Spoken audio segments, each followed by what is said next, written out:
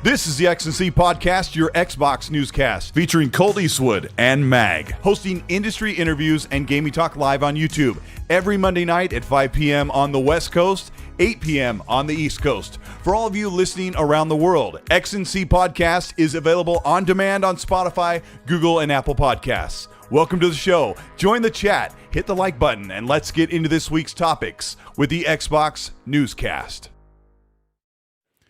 Welcome to the XCC Podcast. Happy New Year. It's 2026, and we are in episode 234. I almost went way ahead. Meg, how are you doing? I'm doing great, man. I'm doing fantastic. Listen, it's 2026, new year, same energy. We're going to have a great year this year, man. You're going to have a great year. I'm going to have a great year. This is how it's going to go, and we're going to walk in here with positivity and happiness, and you know what? We're laser focused on what we need to do for success, man, and that's exactly what's going to happen. So, yeah, I'm all excited for it. I'm pumped beyond words for this year, and yeah. And listen, everybody in the chat, can't do any of this without you guys. So, you know, that you guys are the main motivation for everything that we do here. So I'm super happy, super excited. Let's talk some stuff, even though there's nothing in the news. We're just going to make it up as we go along. Yeah, we're going to make it up. That is a good message because we go into this new year, and I'm already feeling pretty good. News has been crazy. Like international news has been pretty abysmal, but the gaming news has been pretty rough as well. But you know, I did a lot of reflecting on 2025, and we talked about it last week on the show. You have been kicking off your channel like full force in 2025. Is when you really went hard, and with all these videos you've been putting out. And we've seen just an increased traction of people excited about gaming, wanting to get into the conversation. So I'm pretty confident that we're going to have a pretty good time tonight on the show. There's a few major topics we want to talk about, but I haven't even, I just put out another video ready for tomorrow covering the rest of the 2026 games that couldn't fit into last week's video. And so all the negativity that pours in, it's just like, I don't really care. It's off of Duck's back, right? I think we have an absolute crazy year of games. And I think I asked you right before we closed out last week, like, what are you looking forward to the most? And you couldn't say Grand Theft Auto 6, right? Come on, but you know that's also Resident Evil. Right. Requiem is it's on the doorstep. I'm so excited.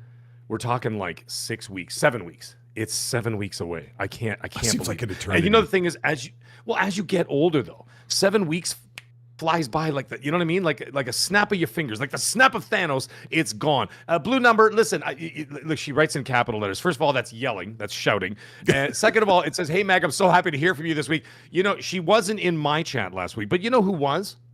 Paris. Paris came to come and hang out in my chat. Yes, he was on Magcast last week, and Blue Number was not. So I'm not really sure how I feel about this. I have mixed emotions right now. I can't tell you how many times we send party invites over to that Blue Number and nary a person to be found to hang out with us. But we'll change that. We did hang out just for a moment, but I have been playing nothing but Fallout and caught up on what is out on the TV show. It's been really, really good. So I've been doing that. And when you say snap of the fingers, I had like 15 days off from work, and we were so upside down. Well, watching Stranger Things, we were so upside down with our sleep schedule. I took my son to high school this morning. He gets in the car and he goes, "I got 3 hours of sleep last night. I went to bed at 9, woke up at midnight, and laid in my bed with my eyes open until 6 in the morning before I started getting ready." So he's probably crashed out right now, and my sleep schedule's been messed up because we go to bed at like 3 and then wake up at 12. All for the past 2 weeks. Have you guys been keeping it pretty normal over there on the in the Magsville? No, God, no. My kids were up till like 3 o'clock or 4 o'clock in the morning every single day, and then all of a sudden, what ends up happening is when there's not noise in the house per se, but there's still action going on. It's hard to sleep, and so all of a sudden you start getting into the habit of going to bed at 2, 3, 4 in the morning, and then you're waking up at like 10 or 11, and then all of a sudden the kids had to get up at the crack of dawn this morning for their first day of school. I mean, they bounce back okay because kids are kids, whatever. They're elastic, mentally and physically. So I mean, they can bounce back from that stuff. Not Mag. Okay, it was a nightmare. And so anyways, I got up, whatever, did what I had to do, and on top of it, we had We got pounded with a snowstorm this morning, so that didn't help matters on top of everything else, right? So, but hey, it is what it is. We're back at it. We're getting back into the groove of things, and yeah, it was a little bit rough though. But I got my son playing Call of Duty all night because he got it for Christmas, so he's playing all right. And all I can hear in the next room is bruh, bruh, bruh, bruh. What are you even doing, bruh, bruh? Did you see that report? Cheeks, your cheeks, bruh. Yeah. So buns, bruh. Did you see that report that Call of Duty Black Ops 7 was number 2 and number 3 most played game all month long on PlayStation 5 and Xbox Series consoles? The deadest of dead franchises is one of the most played and barely got beat by Grand Theft Auto 5. So I don't know. It got beat by Grand Theft Auto 5. Like as in the 12-year-old game. That's unreal though. Well, that is. Holy cow. Every month it's like Minecraft and Grand Theft Auto 5 are at the top of the most played on the consoles, unless there's like some. Yeah, and then Call of Duty's there. It's always the same, basically the 3. It used to be Apex Legends, but it dropped off. But certainly, and then Fortnite. Fortnite's always up there. So it's always this. It's the usual suspects in the top 5 every year.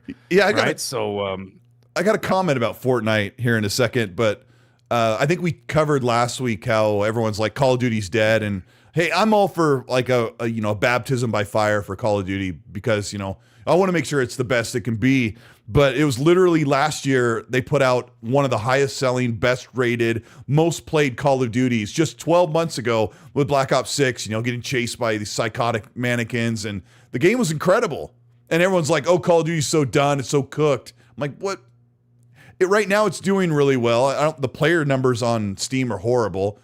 And I'm not defending it because I didn't even play it. I don't even want to at this point. The last year's was amazing, and I'm not compelled to play this one. But there was some prominent streamers like Shroud saying that Fortnite has a ticking time bomb as Arc Raiders may become more popular than Fortnite. Yeah. What do you think about that? I mean, it seems to grow over time organically, that game. Like it started off as whatever it started off, and then it seemed to grow exponentially from there. And then all of a sudden, then once it had its foundation and its base, it started to really flourish, because then from there you've built a solid foundation, and now it's just kind of spreading out as more and more gamers are discovering the game, right? So it's happening, and it's happening not like in a flash in a pan kind of way. Yes, it did take off very quickly. However, you could see that there's steady growth as opposed to explosive growth, and then it just sort of like kind of levels off. It just seems like it just, you know what I'm saying? Like, you know what I mean? Like, yeah. I mean, it started off kind of whatever, and then yes, it did start growing exponentially, but then now it's steady growth as opposed to, here's the fad of the week. By next week, everybody, and no one's playing it anymore. But it's not happening, and the community keeps growing. And the cool thing is, the developers keep working on the game, and so they're working on the different game modes and the PVE and the PVE and all that other stuff. And they're doing all this cool stuff. And I'm like, okay, this is interesting. You're able to go in there alone. You're able to do that. They have behavior. What is this new thing they're talking about? Where they have like it's based on behavior, like how you play. Behavioral and match. So I can't remember what they called it. Yeah, behavioral matchmaking or whatever. Yeah. Yes. So very cool, right? So they got all these interesting ways of doing this so that we get to the point where he's like, well, now you're sort of pleasing everybody in different ways. Because I generally don't like playing in groups when I play games. I like to play solo. You know what I mean? I play a lot of single player games. However, I do play like multiplayer games. I play with the community. We play Battlefield. We play the Call of Duty Zombies and stuff. I just did Endgame, by the way, with my wife and my son on the new Call of Duty. We're already at combat level 60, which is the max level, and we're destroying Zone 4. If anybody knows that, anybody knows Endgame in there. Yeah. So yeah, Max Evil 1. I don't play on PC. You clown. Ban him. He could play on PC, but that's I mean, I haven't. Fable, it's great, man. He called us the C word. What? So. PCMR as computing? A bunch of computers? No. He called us like the actual C word. I use that word all the time. I'm not gonna say it on the air. YouTube doesn't like that word. Yeah. And no, I'm not talking about cantaloupe, folks. Yeah. I'm talking about the other C word. I don't see when people say dumb things. I just can't see it. Like, I don't know. Maybe it's just this eye's bad. Because I got the chat right here, and I just saw it, but it was already retracted. But I mean, I could still see the deleted messages, right? So I see all of course, because you have the It's always fun to see toxic people. Everybody say hi to Max Evil One. Maggots, you do your thing, man. You guys know what to do. By the way, just like shout out to King Fan Man in the chat. We got Happy Bomb, who is moderating the chat as always, taking care of everything. And we've got a lot of good friends in here. Little Table. Yeah. We've got Grandpa's Barbecue Game Cat. A lot of channel members. Brandon Christensen. We've got a whole bunch of people. That Blue Number's in the chat. I got to give a shout out to That Blue Number. She bought me Lego Party, and I played Lego Party with her, Red Wolf, and Hargeet Shawnee, and it's 4-player mini game like Mario Party. I've never played Mario Party before, and I absolutely loved it. It's a board game, and then you jump into a mini games where it's 4-player competitive, and every like game mode is completely different. And we were all on party chat and yelling at each other, and That Blue Number was leading the game. Like, it was all of our first time playing, even her who bought the game for us. And she was leading the game the entire time. And we get, I don't know, an hour and a half into this game, and the stakes kind of get upped where you can topple the number one player by like screwing them over. And I mean, I may have like stolen her best currency and got a bonus and kicked her down to the bottom of the board. And maybe she was mad at me. I'm not sure. I couldn't tell by the tone of her voice when she was screaming. But yeah, we did have a really good time and a lot of laughs. And if you guys saw Lego Party, it was showcased at either State of Play or Summer Games Fest. I can't remember. But yeah, it's just really cool. That's awesome. There's too much to even scratch the surface there. So we did that one night. The only thing that's great. The only thing that Blue Number bought me was a broken heart. Because she refuses to come to my chat. So, it's just week after week of a broken heart. And I start singing that song from Three Doors Down, like by myself while I'm gaming with tears streaming down my face. It's like, I'm here without you, baby. And, but you're still on my lonely mind. And like tears going onto my controller and ruining the haptic feedback and shorting them out. Yeah.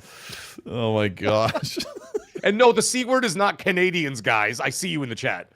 Well, I mean, yeah. I know. Yeah. I know. Oh, Mag. Poor Mag. Yeah, it's oh my God. Yeah, it was fun to kind of shake loose the bonds of regular work schedules and just kind of hang out. We've been having a good time. Isn't it great? Yeah, it is. How much of Arc Raiders have you played, Mag? Dude, I'm in the middle of this Call of Duty thing with the community. They got me hooked. Yeah. They got me hooked. It's ridiculous. Like, first of all, I'd like to say this. Speaking of playing games, so Friday, I had an epic day of gaming. 9 hours of gaming on Friday. I played 4+ hours with the family as we were doing this Call of Duty Endgame thing. As I saw Literal Table in the chat talk about it. It's so much fun. And the C word is crunch. Yeah, we played that. And then after, I took a little bit of a break. And then, of course, I have Friday Night Live, where I stream on Friday nights consistently now, right? And I ended up playing 4+ hours, almost 4.5 hours of Frontiers of Pandora Avatar, the Fire and Ash expansion. And I wanted to do that because the movie's out and the expansion just came out, right? And so Is that what it's called? Well, it's called From the Ashes. Excuse me. It's called From the Ashes. So it's supposed to kind of get you connected to the movie somehow. I didn't realize that. And it came out the same time as the movie, right? So the expansion came out. And then, of course, the third-person mode came out. Dude, everybody in my chat, we had like, I don't know, about 600, 700 people come by and check out the stream. And I got to say, every last person said the same thing. They're like, dude, this is a whole new game. This is a whole brand new game. It's like, it's not even, you know what I mean? It's not even like, it doesn't even feel like the game that it was before. It feels like a brand new game in the third-person mode, and it is what it is. Oh, dude, Bernie, I see you in the chat there. Guys, if you guys want to watch something funny, watch the first 43 minutes of that stream of me freaking the F out. And the reason why is because there was a bug at the beginning that wouldn't bring up the prompts for the mission, for the first mission. So for 43 minutes, I am flying with that stupid bird, whatever the hell it's called. And I'm flying around with this bird screaming, just going, what in the bloody beep, what the hell is going on? And then I'm like, wait a minute, let me reload the checkpoint. I reloaded the checkpoint, and then all of a sudden the prompt showed up for the mission start, right? So it was a bug, but my God, it was hilarious. But then after that, we went for almost 4 hours into the game. Oh my God, dude. If you haven't finished it or whatever, get back into it. The Fire and Ash, or whatever it's called, From the Ashes, is fantastic. So, anyways, I played that. I played that for the community. We had a great time. And of course, it's funny that people are saying the first 45 minutes were great. Yeah, because they're watching me have complete meltdowns for 45 minutes trying to find out the marker that didn't exist for the first mission, right? But anyway, I hate that. I do that so much. I had to reload the checkpoint, dude. No, I had to reload the checkpoint because it was bugged out. So when I reloaded the checkpoint, all of a sudden the marker was there. And I'm like, are you kidding? I could have done that 43 minutes ago if I had thought of it, but I didn't. But everybody had a great time watching me melt down. Yeah, everyone was hating on that Avatar game so bad. And I really, really liked it halfway through. I'm having like a sneeze attack. And oh, was that why you disappeared? Yeah, I disappeared so I could go sneeze because it would probably blow the microphone off the wall. But yeah, I because I'm an old guy. Like we sneeze super loud. Achoo! Seth Monsters, I see you too. Yeah. I don't know what happened is halfway through that game, I just kind of got sick of it, but the third person mode looks so good. But dude, it's night and day. I just have a feeling I'll install it and play it for 5 minutes because I finished the whole game back in December. Right. Yeah, anyway. I mean, like I said, I got this expansion, and the expansion's great because now it's introducing like a different like area of the map. It's big. Like the map is pretty sizable. 78 Inc. is asking me how long it is. I mean, I put 4 hours into it. Mind you, we could subtract 43 minutes of that 4.5 hours. But from what I gather, I think you could probably get about 12 to 15 hours out of that DLC, if not longer. But the map is huge. And I haven't even unfogged like 80% of it. And so there's a lot going on there. So it's really worth it if you're interested. But either way, if you're a fan of, I don't know, if you're a fan of like let's say like a Horizon Forbidden West kind of thing, or like a third person, Assassin's Creed kind of games, whatever. Now that you can see your character, it's a whole different feel. The combat feels very much like Gears of War, mixed in with just a touch of like Call of Duty, because you could do like the power slides, you could take cover, you could do all that stuff. You can roll left, you can roll right, you could do all that stuff. There's air combat with your Flappy Bird, whatever the hell it's called. You know what I mean? So anyways, yeah, it is what it is. Brian J saying, I like the game, but it got repetitive. Yeah, that's Ubisoft. So like, you know what I like to do? I talked about this with someone in the community. I can sit there and play Ubisoft open world games forever. And you know what I do? I do too. I turn on a podcast. I turn the sound down. I turn on a podcast or a couple of podcasts and just listen to the podcast and just explore the open world, doing all the little, side missions, ticking off all the boxes and all that kind of stuff, right? Do you listen to Xbox 2 while you're doing that? Are you kidding? You want me to fall asleep in the menu while the game is loading? God, I haven't talked to Rand in so long. I meant to send him a New Year's message, but I forgot. Yeah, reach out to Rand. It'd be a good time to reach out to him and say hi. Yeah, for sure. It's been so long, and he 100% does not. He's probably 100% not listening to the show right now. No, he's probably not. He's probably playing Arc Raiders. But I'm still surprised that people have played so much of it. I think I got 60, maybe 80 hours of Arc Raiders, and then I haven't really gone back. I haven't uninstalled it yet, but there's other games. I don't know. I'm just wondering what I'm going to play because there's so many games coming out in 2026, but I don't know what I'm going to be playing next. So I've been playing like some older stuff, but anyway, yeah, reach out to Rand and tell him hi and hey, and tell him. I'm going to tell him right now. Tell him to make a video. Yeah, he missed the last show because his microphone completely stopped. Oh, okay. He's I was going to do some tech support, but he's like, it's too late. That Jed's already going to move forward without him. And I don't know. It's just one of those things. Like all of a sudden, there's just technical problems, and just like me having a sneeze attack, because my studio here is in the garage, so it's fairly. You're in the garage? Yeah. I never knew that. So what I did was I have this 10 by 12 room that's all completely furnished, as far as sheetrock and carpet and everything, and it's in the third bay. So in the third bay of the garage, I have the room there, and then I have my workbench on the other side. And I ran around to the outside so I could have my sneeze attack, and now it's great. No, it was an interesting thing. Cocaine's a hell of a drug. It was interesting I didn't because say anything. way back in 2011 when we moved in, we had this house built. I wanted to have my own gaming space, and I thought way back then it kind of wasn't really something that I needed to have or should have with 3 young kids, one of them being a newborn. But it really worked out like a few years later when I said, I want to make a YouTube channel. And then I had this dedicated space where I could record stuff and my family can't hear me going, yeah, so anyway. Yeah, well, that's what this room is. Like, this room is a guest room in the basement. So, like, we have the bedrooms upstairs, and then there's 2 guest rooms in the basement with a ensuite and all that kind of stuff. But this bedroom is on the opposite side of the room with the ensuite. So I didn't realize there was a room, I thought it was like an open space. I didn't. Okay, it's a no, this is a whole bedroom. separate room with it. So I got my own door here, like a French door, so I can see out, like I can see what's going on. And then this is just a whole room here. And so what I did is I said, you know what? No one comes down here except for me. There's the main area of the basement with like the big TV and all that kind of stuff and the couches and if I want to hang out and watch football and all that.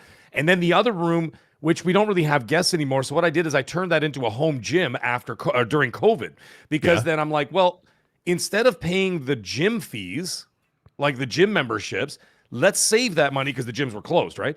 During COVID. And so I'm like, well, let's use the money that we have for the gym memberships and let's put it into a home gym and then we never have to go back to the gym ever again. And I never did. So it's now been 5 years going on 6 years. I never went back to the gym, which sucks because I got nothing to look at. You know what I'm saying?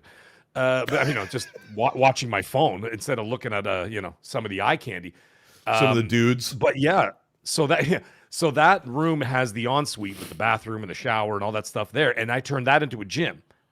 And then this side, I turned it into the arcade. And then this was before I became, got onto YouTube proper. And then I built this whole studio with the desks and the monitors and the lighting and all that kind of stuff on this side, which of course no one can see.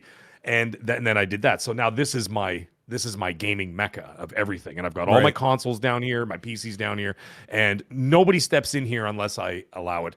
New Year's Eve, I had a house party and I turned on all the cabinets and then I turned on all the neon lights. I got like 7 different arcade neon lights and stuff, and then had a big old party and people were coming in and playing video games and stuff. And it was like an arcade from the 80s. Yeah. It was awesome. I love that. Yeah. So that's where it is. I'm in the not a basement. lot of people. I mean, Dusty Cruiser was like, does it get dusty in here? I was at Desert Cruiser. Well, no, it's 4 walls. I have a gigantic 5 foot by 4 foot window here. I have a full regular door here, and then I have air conditioning that is pumped through from the house. Like they have like a whole big air conditioning duct that runs into this room. Air return up here, ceiling fan, nice. Couch. And if you watch my video tomorrow, in the opening 30 seconds, I kind of swing the camera in this way, looking in and swinging toward the TV here where I podcast and produce and game and stuff. So yeah, it is, that was the deal. Like for the price, they put in the 4 walls, the window, the door, the carpet, the molding, they painted. Like when you walk in, it's another bedroom without a closet. So it's been pretty awesome. And like we can watch movies in here if the kids are sleeping, or I just play games. I can be on the headset and I can be yelling stuff like crazy as long as the window's not open. No one is the wiser. It's pretty cool. Yeah. But as far as and you could smoke weed in there because you're outside technically. So I wouldn't even know what weed tastes like or is like, but yeah, I would. I could drink copious amounts of Mountain Dew, which I did over the holiday weekend, and then I'm just like, okay, no more Mountain Dew, no more caffeine, back to normal, because I just kind of like really went lardations. Oh, dude, I OD'd on Toblerones, man. I OD'd on Toblerones because I got 5 of them for Christmas. You know those giant ones? Big, I got one last year. I got 5 of those, and I'm like, honey, are you trying to kill me? Because she gave me 3 of them herself, right? And they were in my Christmas stocking. And then I get to my parents' house, and guess what? I get 2 more from my parents' house. I'm like, guys, this is like 8 pounds of Swiss and you got to eat them right away because can't... you don't want them to go bad, right? You got to make sure they're fresh. So you just sit down going, dude, it's been a nightmare. Although I'm down 0.6 kilos, so that's good because I've been, working out extra hard. I'm trying to drop about 10 more pounds because I'm trying to spread to the center of my body, right? So, but the Toblerone's not helping. It's making me go in the opposite direction. But below the waist. What right? are you supposed to do? Say no? I mean above the waist. I mean above. I meant to say above. Oh let's talk about gaming news. We talked about ourselves what and the our hell spaces for? enough. We're talking about garages and Toblerones. I don't know. I love this space. I love that you have a space to play games. And Yes. if you didn't have that space, would you be able to do what you do in the corner of the family room, getting on and doing the Magcast while your family's like, shut up? No, I mean, like, see, that's how I started YouTube. I was in the other part of the basement, and when Mr. Boomstick, a shout out to Mr. Boomstick, go check out his channel. When he finally said one day after about a year of doing the show, we were on Primetime Gaming on his channel, and he says, "Guys, we're gonna turn the cameras on," and I'm like, "Oh shoot!" I'm like, what do I got no background, right? Yeah. And of course I was, and it was just like you could see like a couch and like the wall behind me or whatever. It was awful, and that was the background. And I'm like, I can't do this. And so that's when I started slowly transforming the basement. COVID had a lot to do with that, right? Because and then I had all the space, and then I repainted this whole room. I gutted the room, I repainted it, did everything, and it was great. But anyways. Game adaptation, knock it off, man. You always gotta say something every week. He's got to say something. Now he's talking about Toblerones. Leave them alone. And he says I'm blazed right now. I wouldn't even know what blaze is like. But I do remember, it was 2011 when we put this room in here and I moved into this house, and then around 2016, 2017, I really got serious with YouTube. So it took many years of guilt of feeling like, oh, I put this room in here and what's it doing? But now I'm actually having it work for us a little bit. So, yeah, I'm pretty happy. I'm pretty happy with it. Good. So, and I'm always making changes.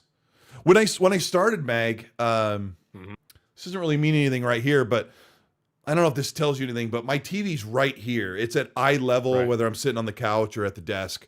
But when I moved in here, the original idea was I mounted the TV up there. Okay, instead of I had it up on the wall and behind, everything was running behind the sheetrock and it was on a nice wall hanger. It looked amazing because the idea was this is where we were going to play Rock Band. Because back in 2011, we were 3 years into Rock Band. We played it all the time, and we played it during New Year's like we do every year. We always get out Rock Band and play it. My Rock Band stuff is so bad. I have the Rock Band 2 kit, so I have the black and white Fender Stratocaster, the nice one, and then I bought the Guitar Hero black Les Paul. I don't know if you know I remember that one. It's like smaller, right? Yeah, of course I do. And yeah. I remember that one. This year, the Fender one that Rock Band makes, like none of the buttons were really registering, and the strum pad, the strum thing was like when I would hit it, it wouldn't register. And so I was looking up stuff on YouTube during New Year's and I was taking the thing apart and I doused it with WD-40 electronics cleaner and stuff. And I got one of them fixed. Like I wiped down all the connectors, and I've never done that before, but it was actually kind of working. But yeah, it's what you do, I guess.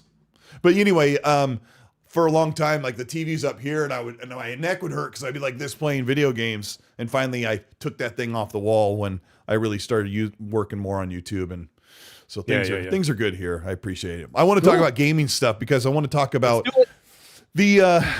some of the we talked about the bad news that goes on with AI in the industry, and now the trending phrase is, if Paris gets in the chat, goes, talk about how Xbox is dead. RIP, right? Dead.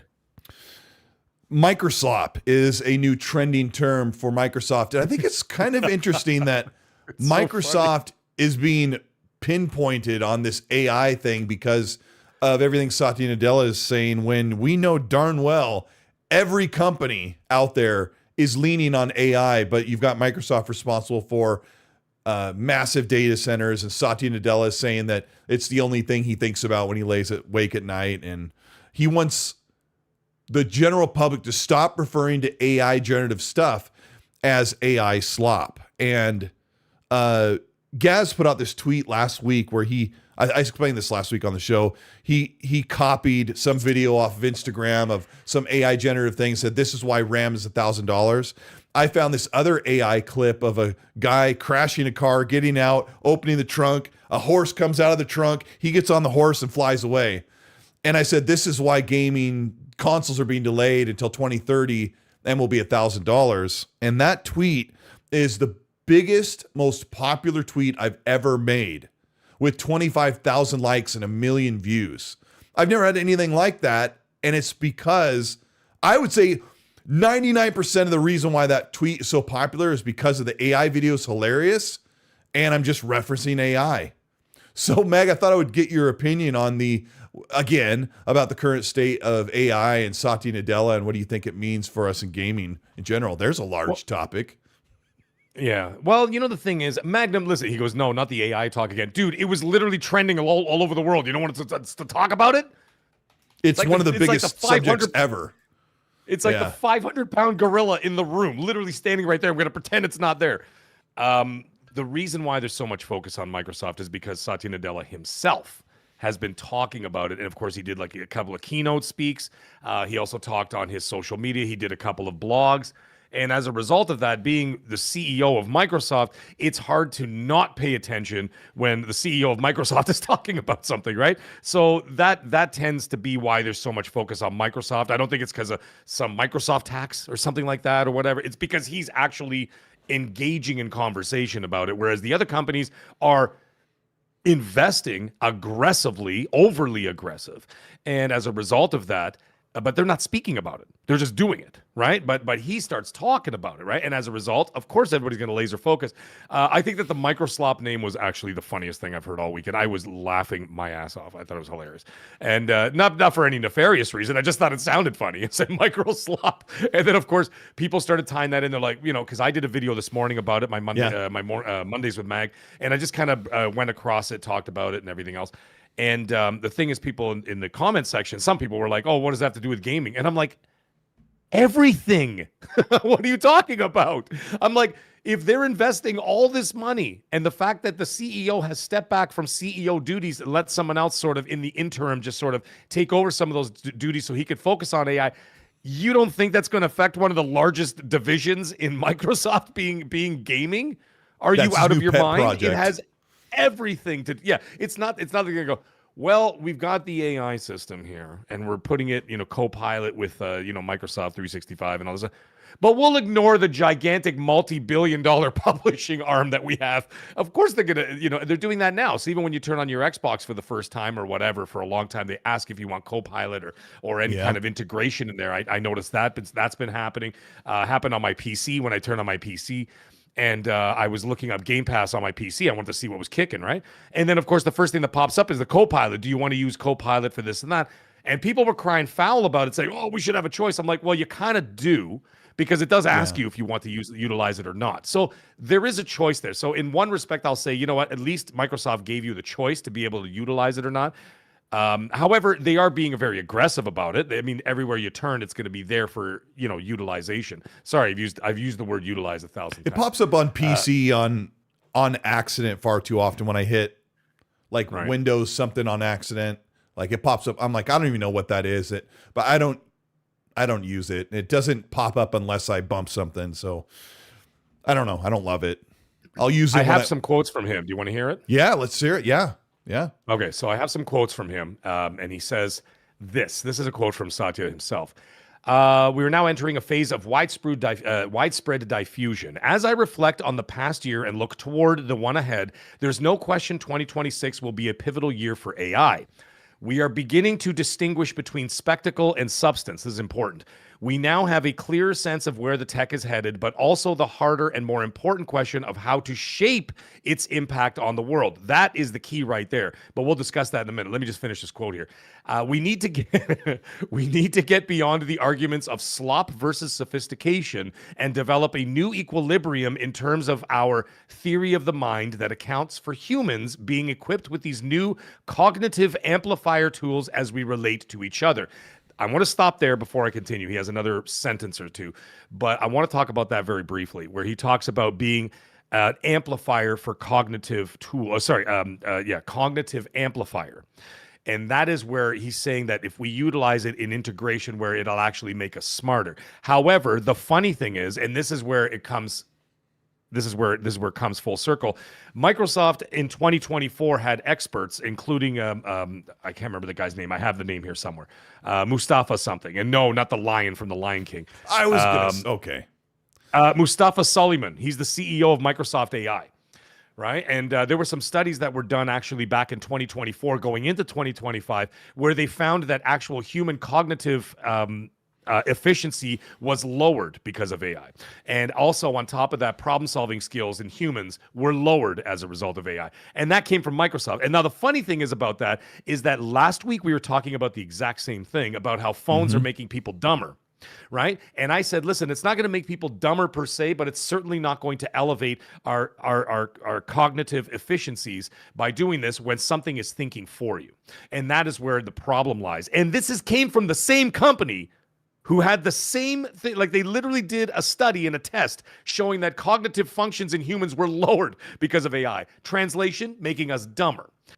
Now, what he's talking about sounds right. He's not wrong. What he's saying actually makes a lot of sense. He's saying if we could find an equilibrium, a happy medium, so to speak, where we can actually utilize it to elevate us, then that would actually push us in a positive direction. However, the problem is nobody will do that because it's not going to make money.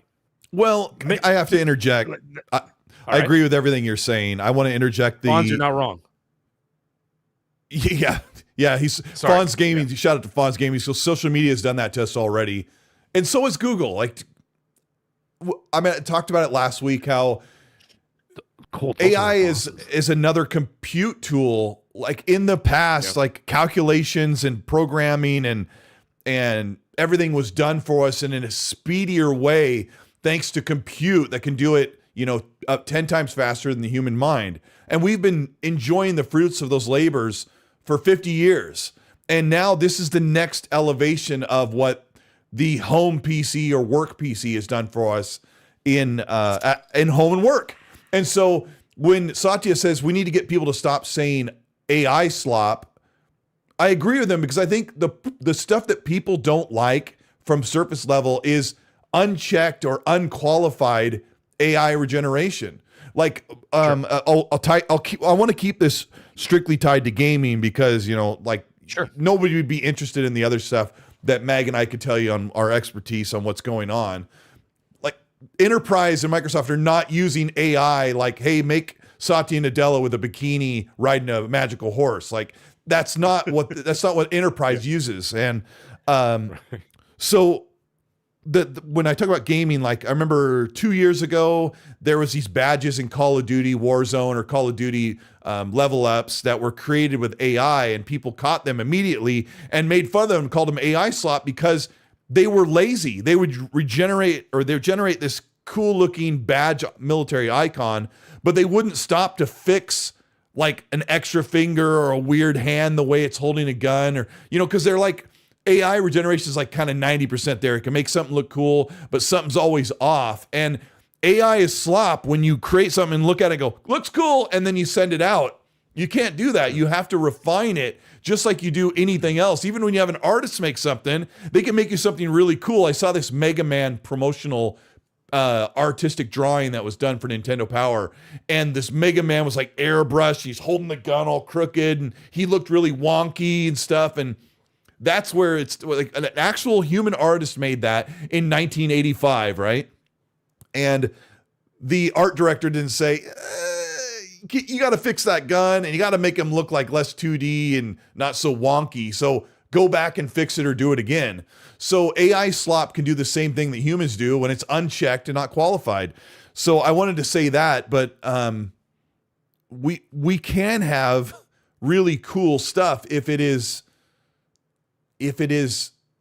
cultivated by human teams that can make it better. You can create something amazing in AI and then have other people put all of their effort into making it even better and more accurate and a better quality item. But I've said, tying back to gaming, a lot of AI stuff is in the background, extending textures, up-resing textures, or filling in stuff that just becomes part of the game. Like I don't think we're going to be jumping into video games in the near future that are completely made in AI. Have you seen the video, Meg, of the all made in AI game concept? It's like a guy going through a subway and he's shooting his gun and it's not recoiling. I saw that, yeah. It's not, the gun's not doing anything normal. Like it just looks weird because it's just one pass check done, send it. So Anyway. Right, but at the same time, we also saw Will Smith eating spaghetti 2 years ago, and we're like, look at this. And now look at the growth since then, right? How accurate does the 2025 Will Smith spaghetti look to you if you were going to score it? The new one? Yeah, the new one, the latest ones. The new one. Well, I'm using it in comparison to the original one that we saw like in. Well, I know, like the other one was like nightmare fuel, right? So I'm asking your opinion, fuel. like how close is it now? It looks significantly better. It looks significantly better. However, you could still tell that it's got that sort of soulless sort of AI look to it, where you're what like, is okay, that? that's fake. Yeah, and it's like when you go to Instagram now, I'm seeing, by the way, like you know how, I mean, I have like 8,000 bikini models and whatever on Instagram that I follow and stuff. My neighbor's one of them, right? So like, you know, I follow all their friends, and then all of a sudden they start suggesting things to you, right? So I see this other girl like, you know, dance around in a bikini like by the pool, and I'm looking closer and I'm like, you son of a gun. And like 4 seconds in, I'm like, you son of a gun. I realize it's AI, and then I'm like, you know, downvote, and then I block them, right? Because I want to keep that off my timeline. But like that's not what Satya's talking about. He's not talking about bikini pics. What if it was an AI dude in a thong? You don't need AI for that. You can see me after the show. But anyways, I want to get back to this CEO. This is where it's going to tie into video games. I know you want to keep it to video games because this is a gaming show.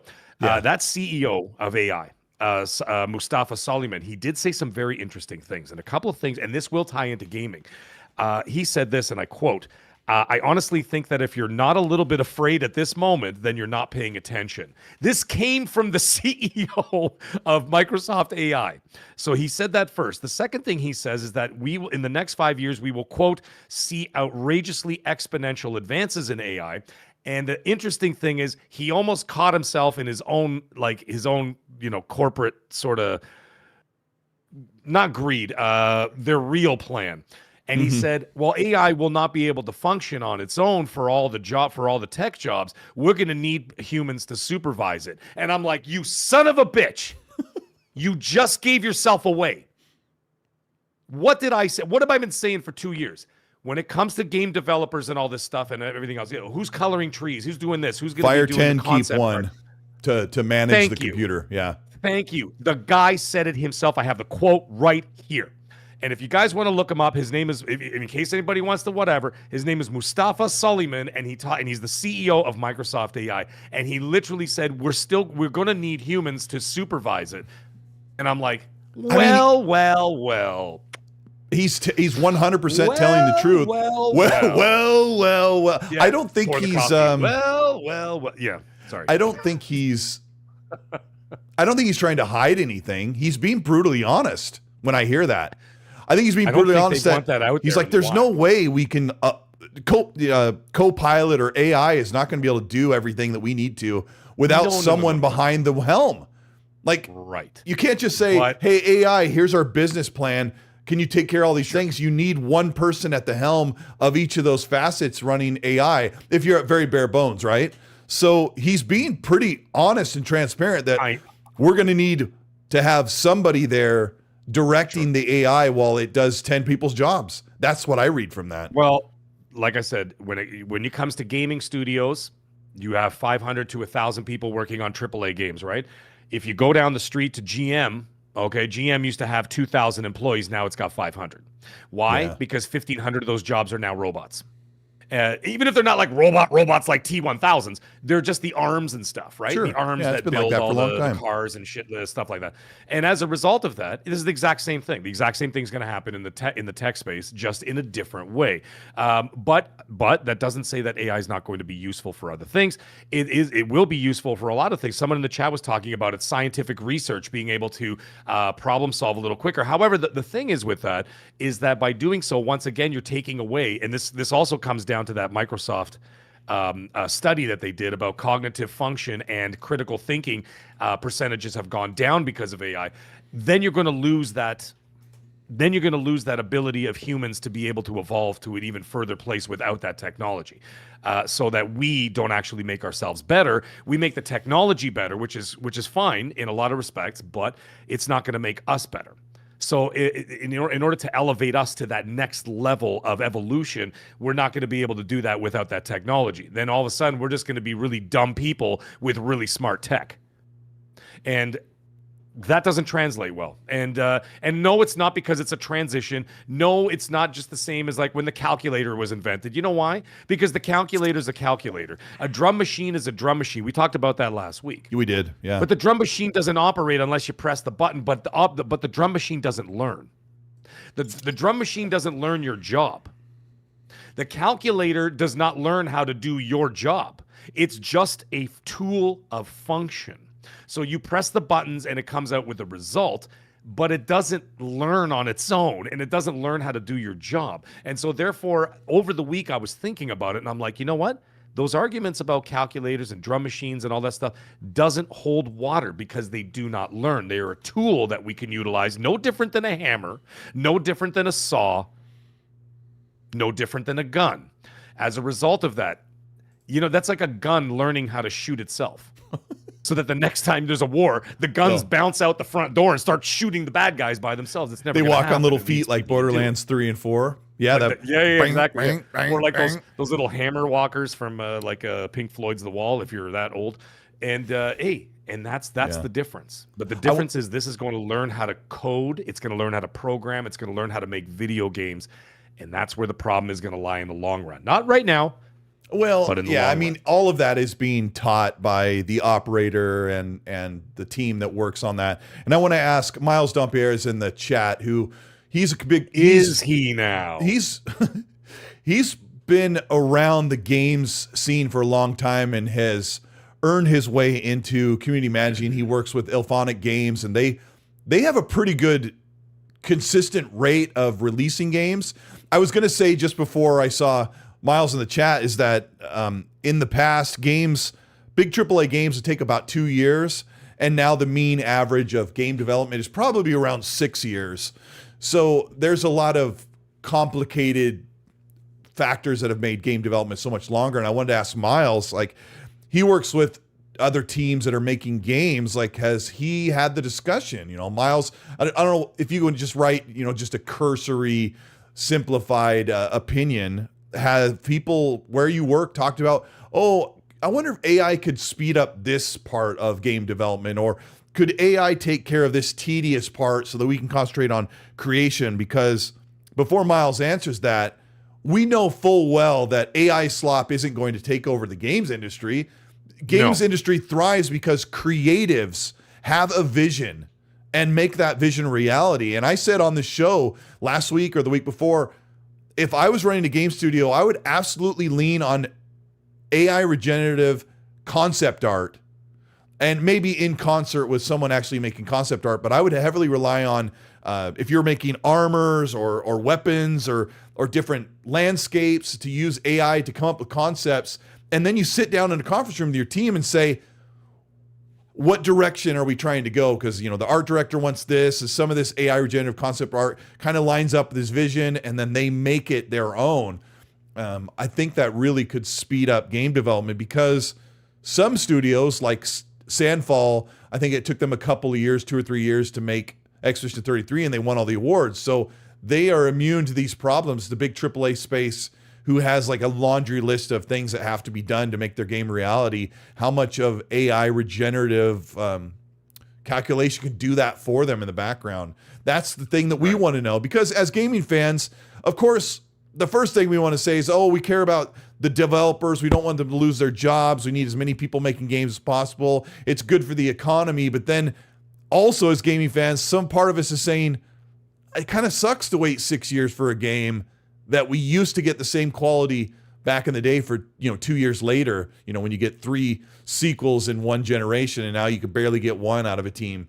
So, yeah, Miles goes, I appreciate the shout out, but he's just hanging out in the stream. And I know when I ask that, he's a community manager, and then you don't want to speak for your team, but I'm sure there's people that he's been around the I know Miles talks to more people than just his own team at Ilphonic, but I know that conversation is probably happening around the gaming scene. I saw him at PAX, and I know for sure he talks to lots of different developers, but I have yet to talk to a dev directly about the issue of how much can it help and how much can it hinder. But yeah, it is it's definitely a thing. And with Satya saying we don't want AI slop, he's really trying to save this business that he wants to invest in heavily, right?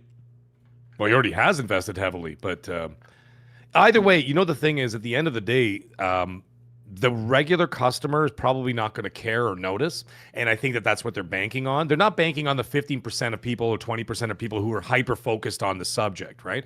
You're going to get the people who rejected. Yeah, Microslop was literally trending on social media over the weekend across the globe, But does that represent the average consumer? Probably not. Probably not. People out there are probably not even noticing. And what happens is what they're going to see, and this is what I was talking about when it comes to game development, when it gets implemented into game development more so than it already is now, when you have a game that a AAA game that takes 6 years to 7 years, sometimes 8 years. Let's also not forget they announced Elder Scrolls 8 years ago. They also announced Fable 9 years ago. No, sorry. 7 years ago. My bad. 7 years ago, they announced Fable. Remember when Phil Spencer said, more on that later? Gosh. Well, apparently later takes 7 years, and it's not coming out next year. So it's going to be 8 years at that point. So the point is that the customers are going to say, wow, Gears of War 5 and 6, Gears of War E-Day and then E-Day 2 and E-Day 3, we got 3 of them in 6 years. This is awesome. And they're not going to care because they're getting the product that they can consume faster and at a more efficient rate. And so therefore, more money for the corporation because it's going to keep generating them more money. It's going to be cheaper for them in the long run because they're not going to be paying as much staff. And then the customers don't care because they're getting the products they want to be entertained with at a faster rate. And as a result of that, there you go.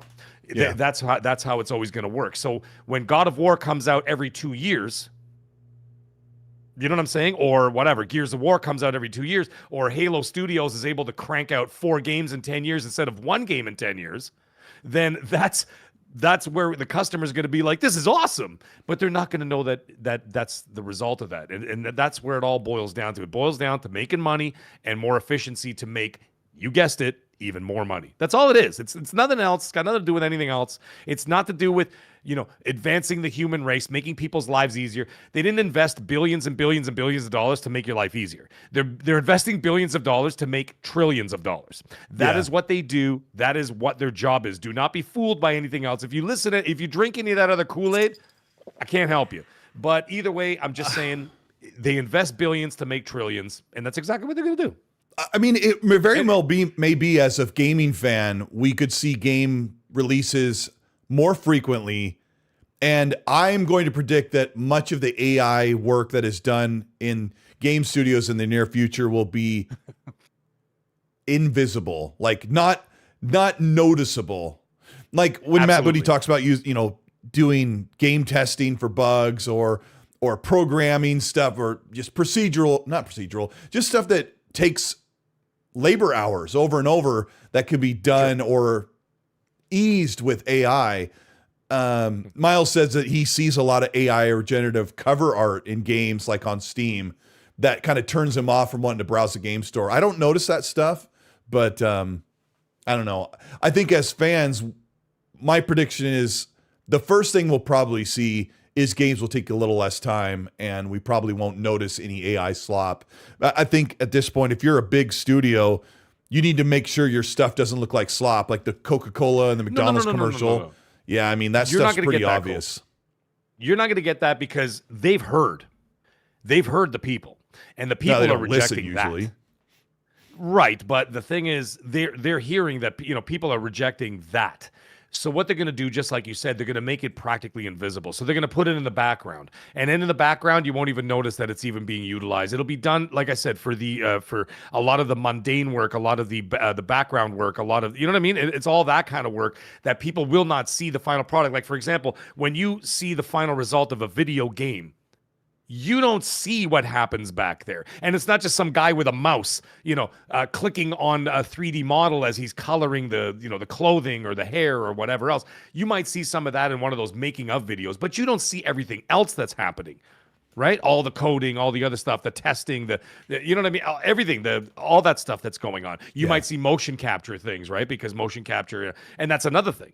What would you need motion capture for anymore? You could just AI model those people and then actually animate on top of those, and then you wouldn't even know that there was AI utilized in it. Just like Expedition 33, when they had some of those areas which they used AI to use for some of the models, and then they removed it. They removed it just a few days after release or whatever the hell it was. Yeah, remember that whole controversy at the at the Indie Awards. And so they're like, well, we removed it. We just utilized it as a place marker. And then once the place markers were there and we were done with them, then we animated on top of them and then we removed them. And then therefore you won't even know it's there. And so therefore people won't care. And in the end, everybody's going to make a lot of money and the customers will be happy and nobody will give a shish kebab. Yeah, I think it's funny because there is a major stopgap. I talked about this last week.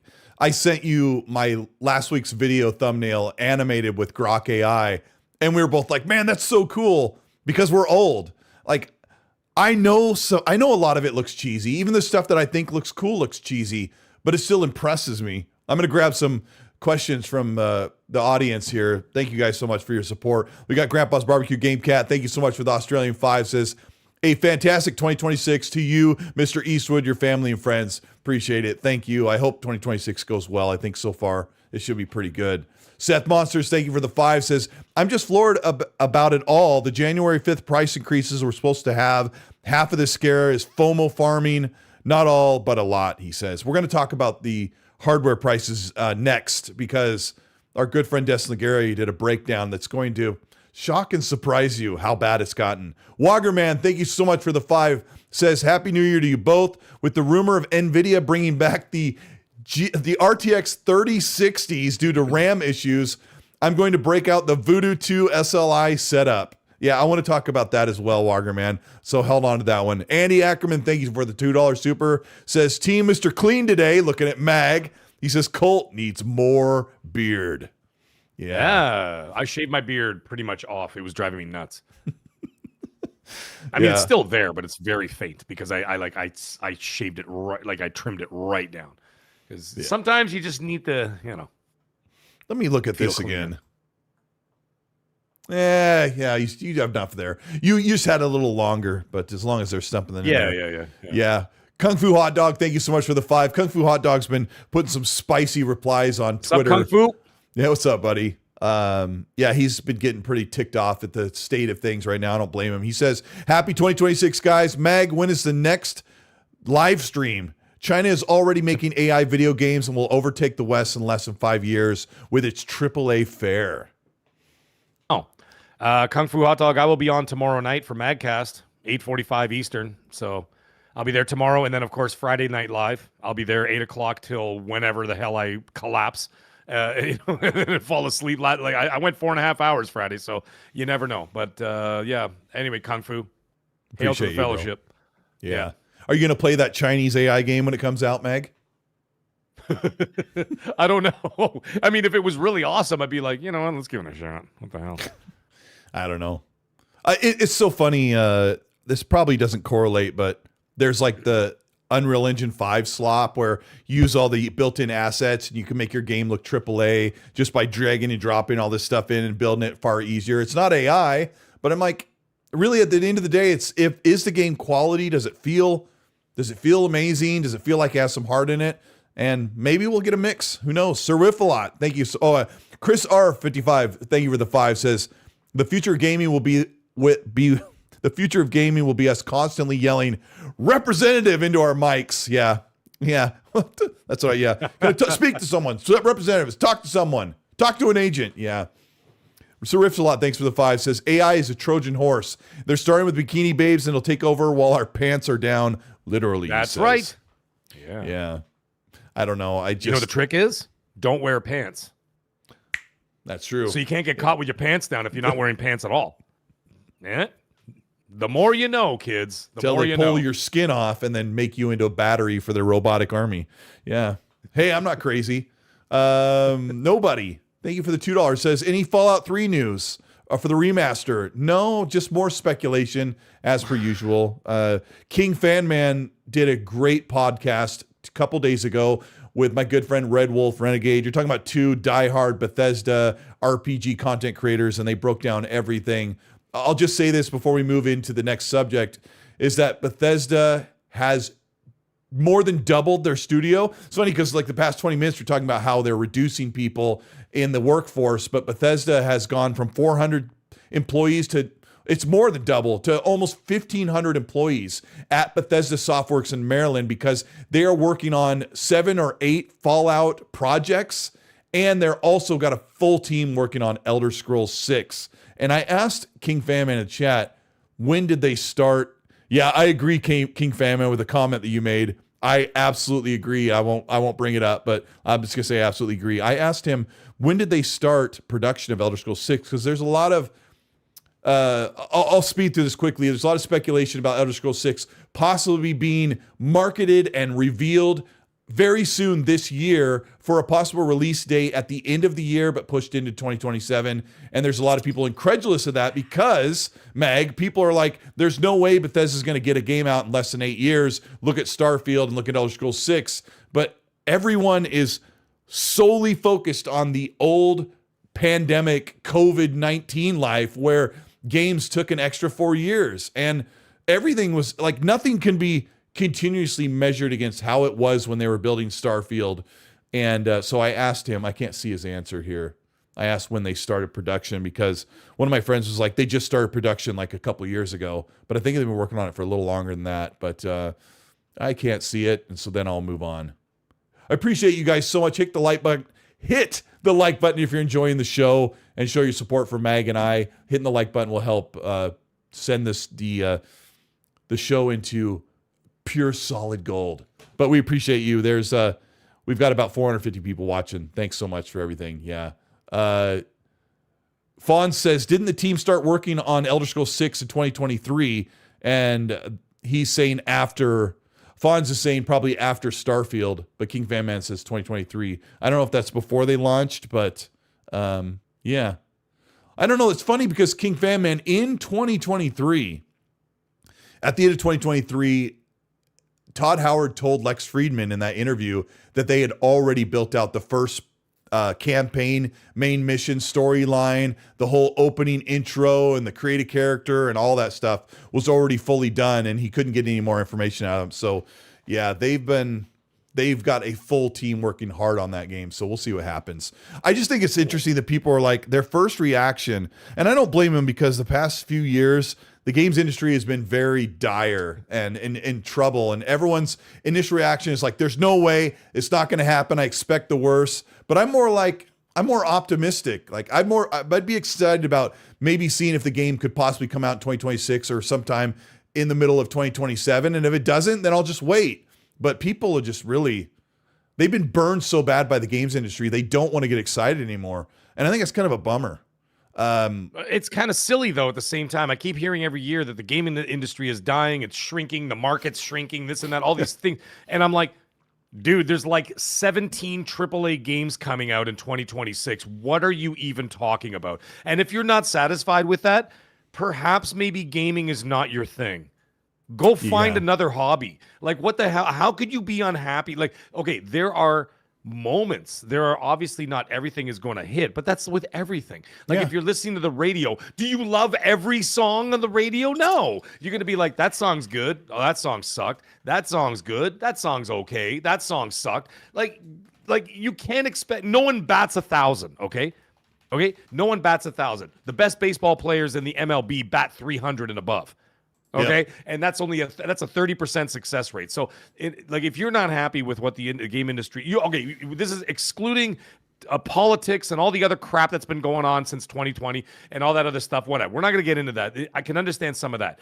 But on top of that, with all of the products that are coming out now, with like almost upwards of, well past a dozen AAA games coming out this year alone, you have choices. And if there's something you're saying, oh, that's going to be woke, that's not woke enough, or this has too much politics, this doesn't have enough of it, this doesn't represent me, whatever. You could choose not to play it, and there's still 13 other AAA games out there that you could choose from.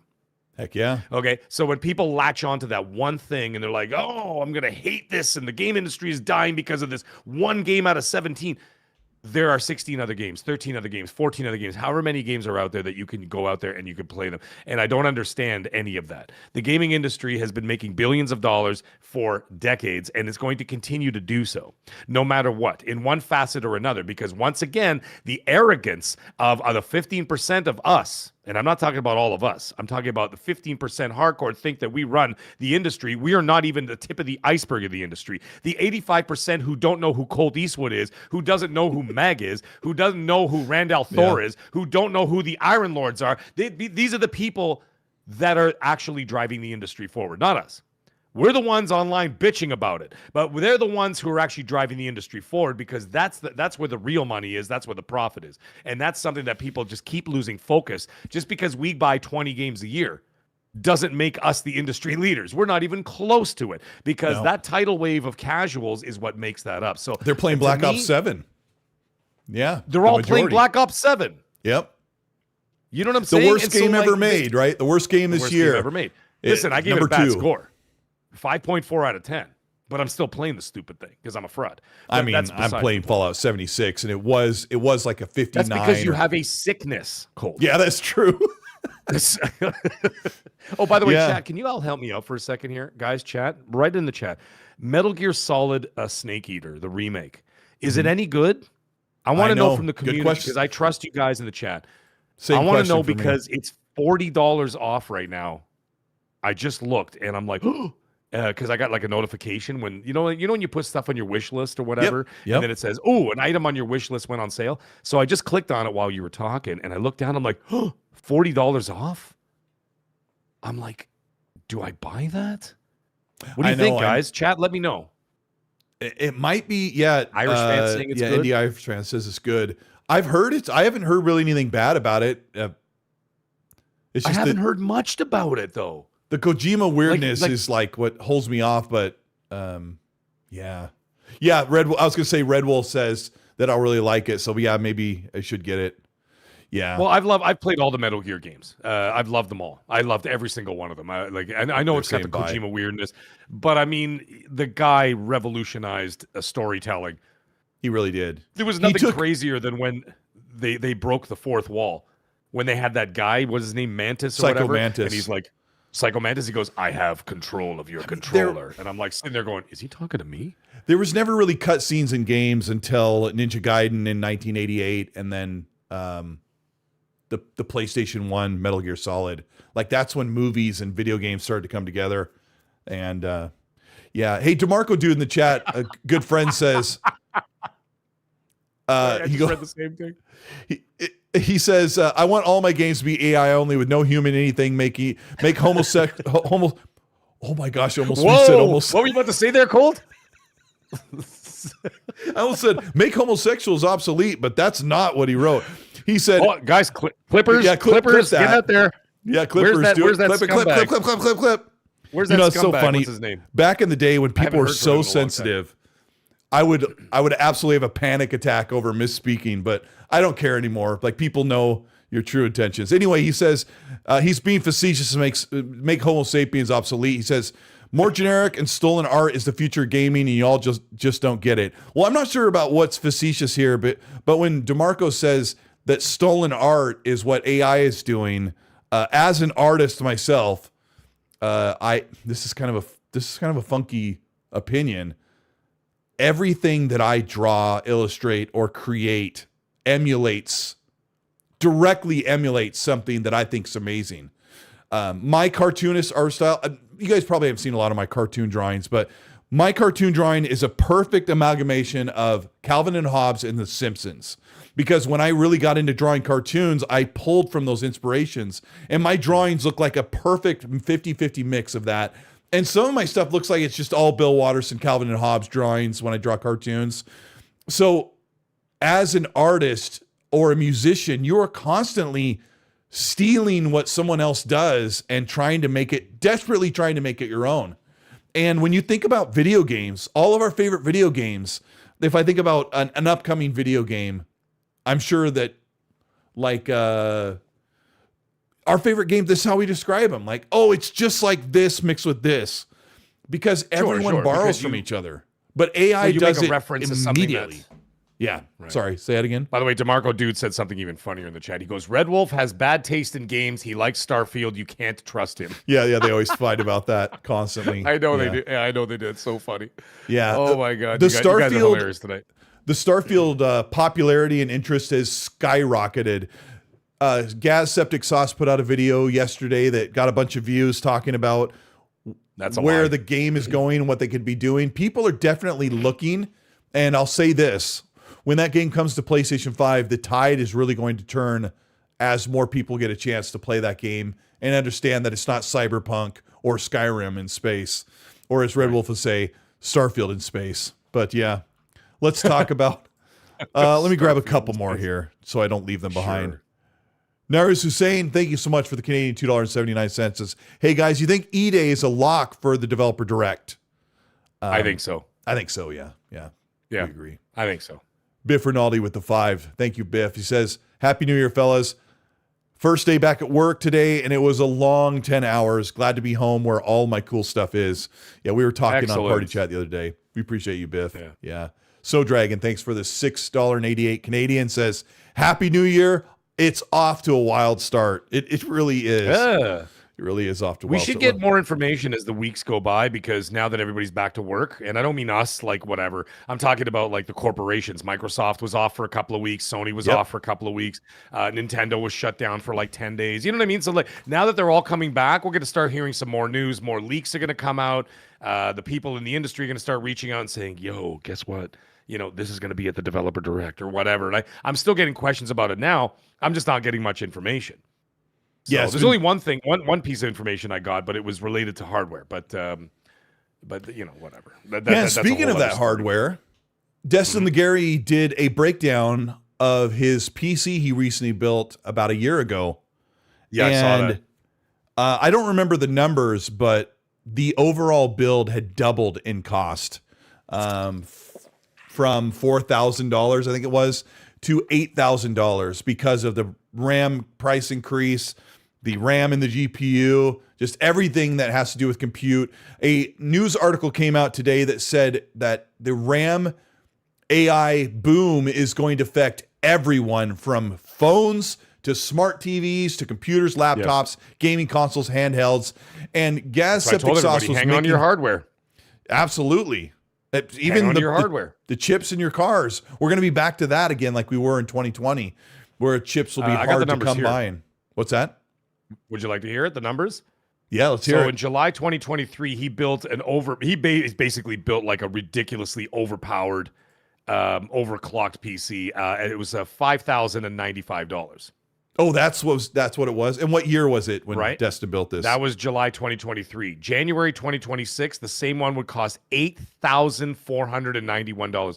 So $3,400 and something dollars more than what it cost less than 2 years ago. So, or just over 2 years ago, excuse me. What was the RAM? I think the RAM was very close to mine because I bought RAM the same time as he did. It was like $120 or $110. The RAM was $279.99, and now it's $915. Mm-hmm. So it's triple the price. Yeah. So it's triple the price for RAM. The GPU was double the price. Those are the big numbers right there. So the RAM was triple the price. The GPU was double the price. It was $1,599 for the GPU, and it was $3,400 now. So it's literally double. That's horrible. And that's it. Yeah. PC Master Race my ass. Well, Sorry, I don't have my soundboard. I don't have my soundboard here to have all the funny sound effects. That's interesting because some people were claiming that this price increase wouldn't affect current or next-gen consoles. And we talked about last week, the new rumor was breaking last Monday that the next-gen consoles would be delayed because of the RAM increase and the shortage.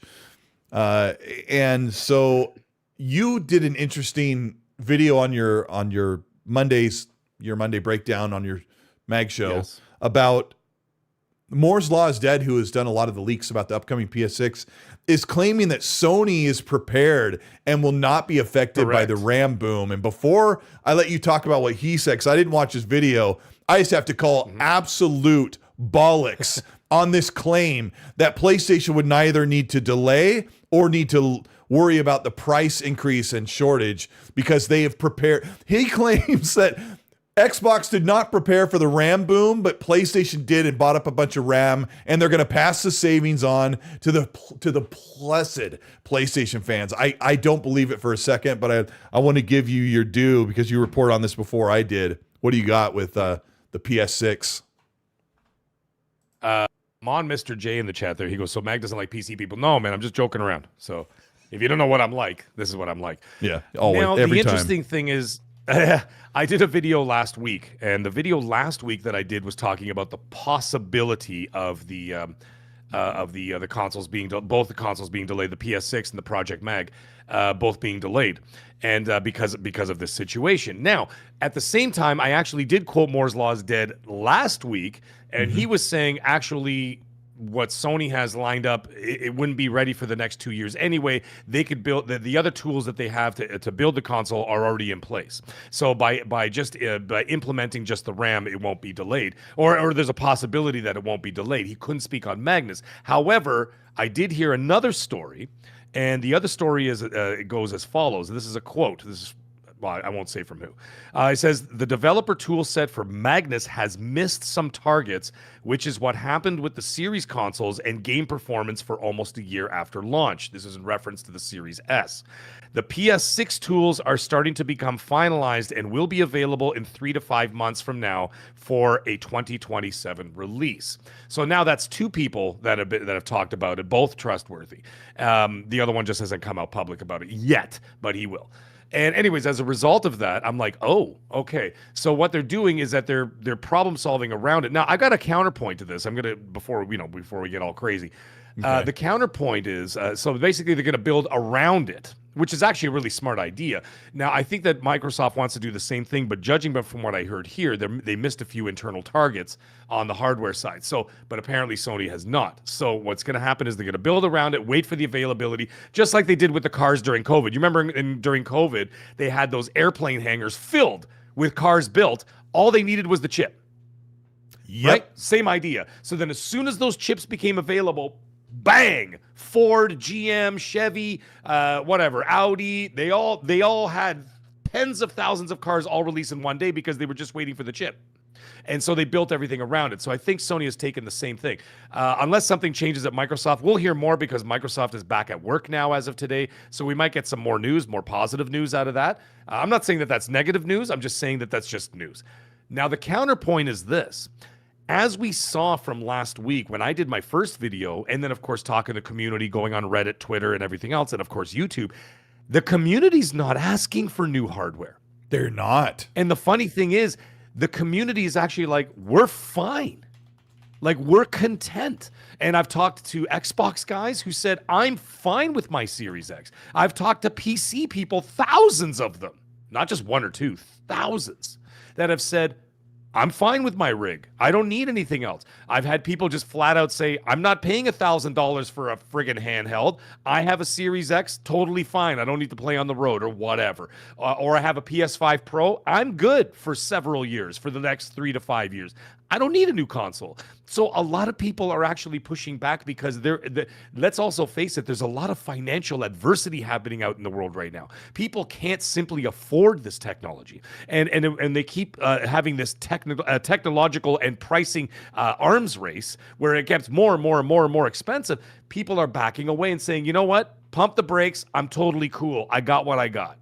And there it is. And then, of course, what were the biggest sellers this Black Friday?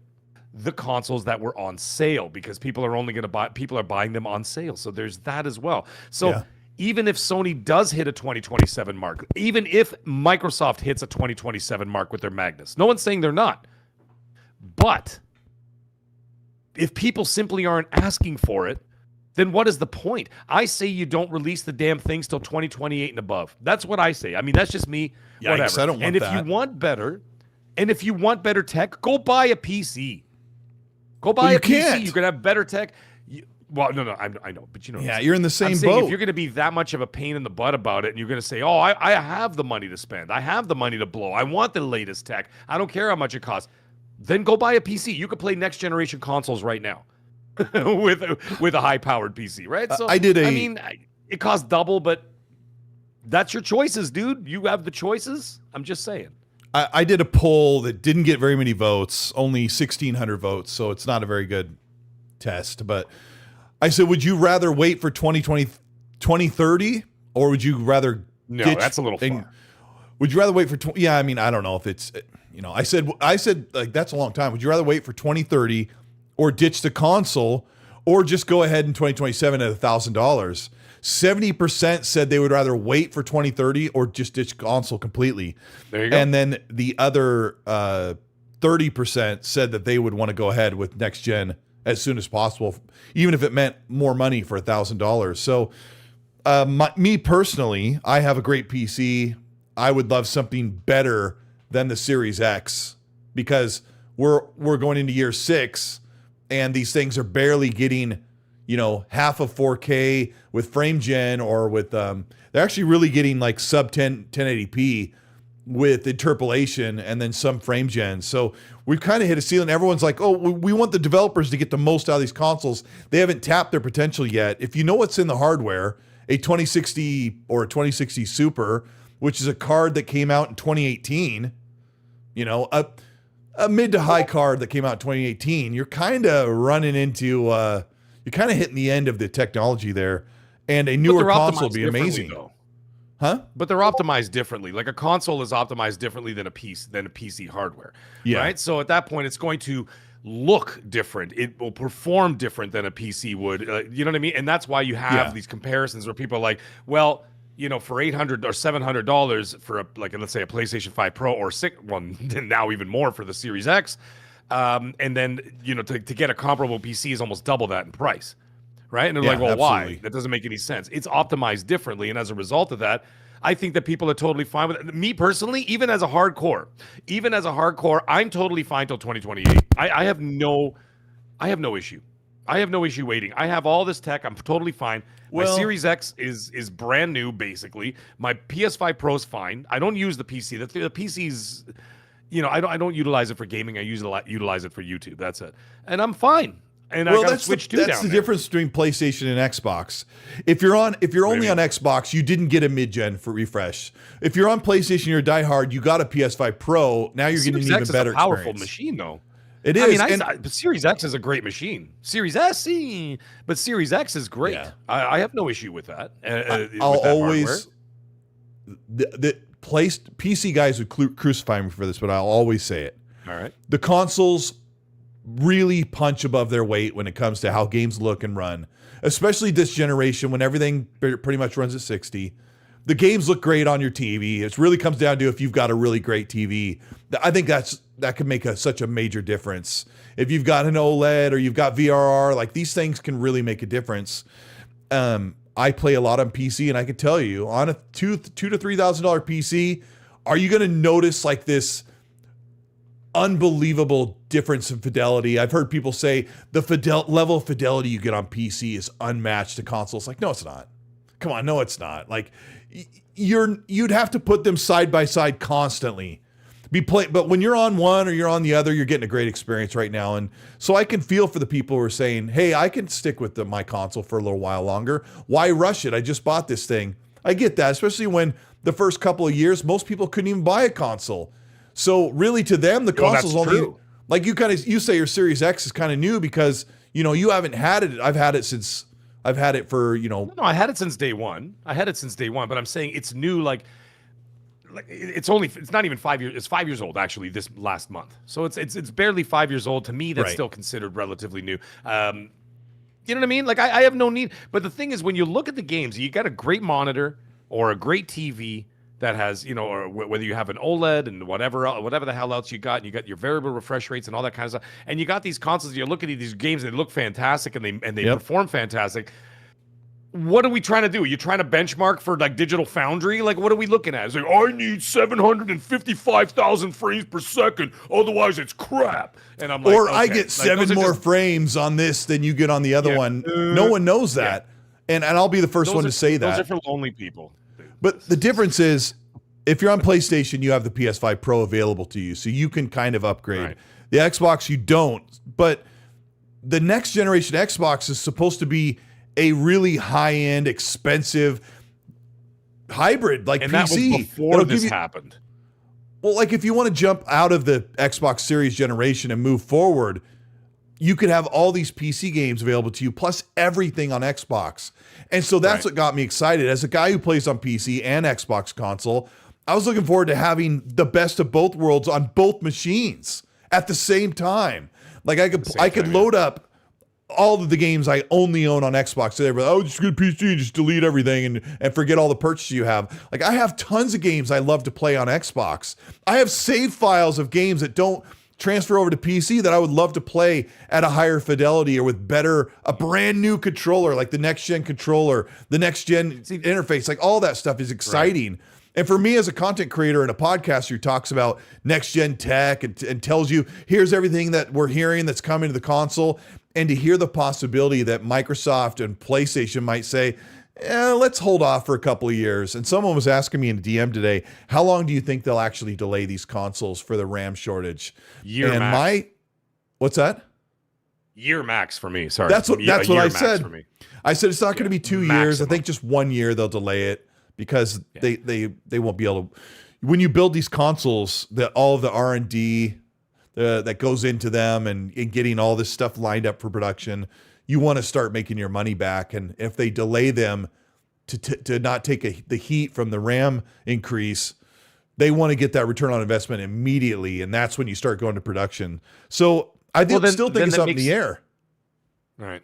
Well, it makes sense then to start building the product around the RAM and just you know what I mean? Like, you can make your deals for all the other parts, all the other all the other components that you need to build these next gen consoles, and then just sort of apply it later on, because you're not going to be applying this thing for at least another year and a half, right? Because production usually doesn't happen until about 8 months before the release of the console. Correct. So therefore, like mass production. So mass production is usually about 8 months before the console releases. So therefore, you don't need this thing until after the second quarter of 2027. Like, yep. You know what I mean? We just started 2026. This thing could be well and over by then. And I think maybe that's what they're banking on it. That, like, what's the projection? Like, how long is this going to take? Right. But if you start building everything around it, even in the virtual stage, because I know as a fact that Microsoft and Sony are in the virtual stages of building their consoles right now. For anybody who doesn't know what that means, they literally building it like Tony Stark. Tony Stark had like all the all the virtual stuff, the augmented reality and whatever, and then they have the 3D modeling, and they're building that's how they're building the consoles. That's how they do it, right? And so they're doing that right now. And as a result of that, you could just keep toying with it for another year. They've got a whole other year before they even have to worry about it. We also have this.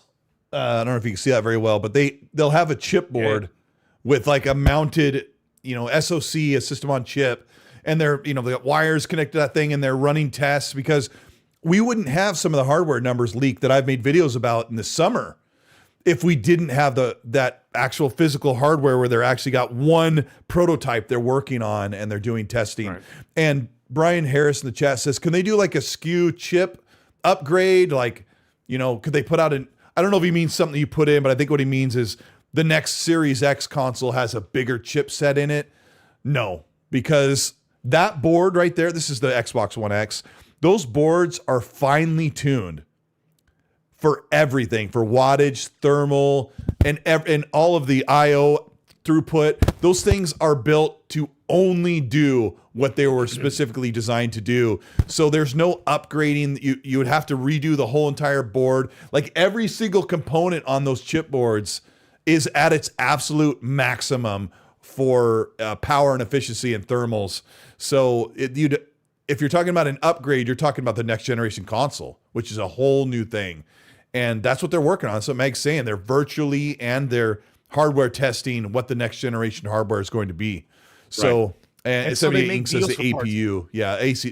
Yeah, SoC or the APU, or there's a lot of different interchangeable words that people talk about when they talk about a GPU and CPU together, which is what you get on a console. So, yeah. Right.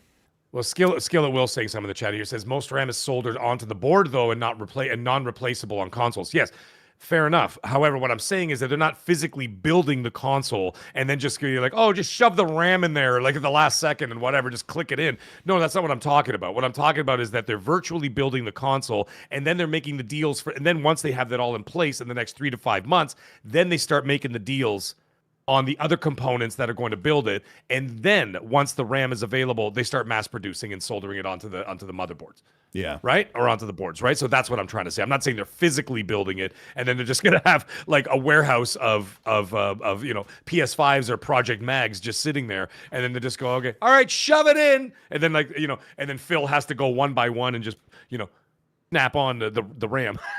That's not what I'm saying. So I'm saying they're just sort of, but every other component, they do know what they need, or they will know exactly what they need. And they're going to say, okay, listen, we need 15 million of this. We need 10 million of that. We need 8 million of this. We need 15 million of that, whatever. Right? And then they get everything in place until it comes down to, let's say they hit quarter 1 or quarter 2 of 27 and go, all right, what's the deal with the RAM? What's going on here? What's going on with the prices? What, did it come down?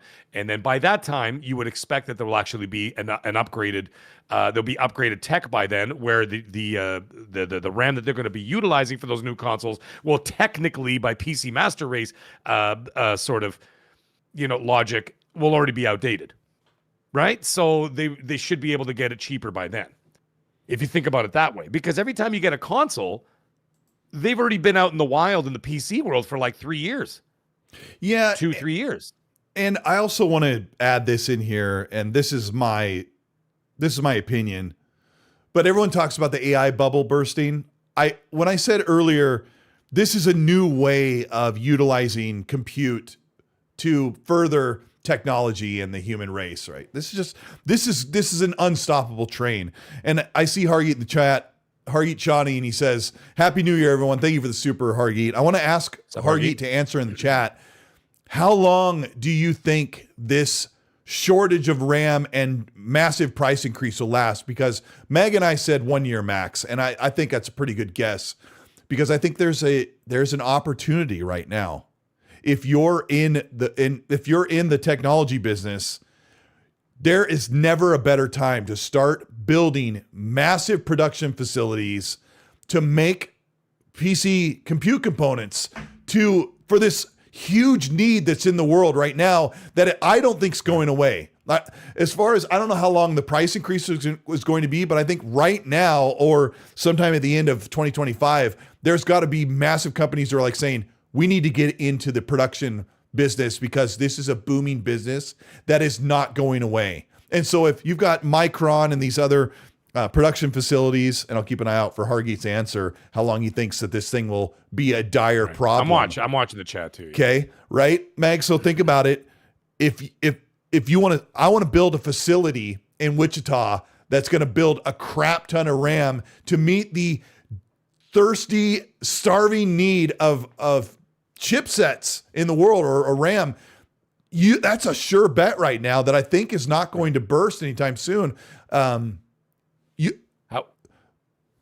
PC, console, TV, smart TV, all that stuff is never going to stop. Like, it's always growing. But now you have AI, which has another extra demand that has taken over. So I think there's a major hole. And Hargeet says it could last longer to build up new factories. That takes a while, may take more than a year or two, he says, to build up a manufacturing and supply.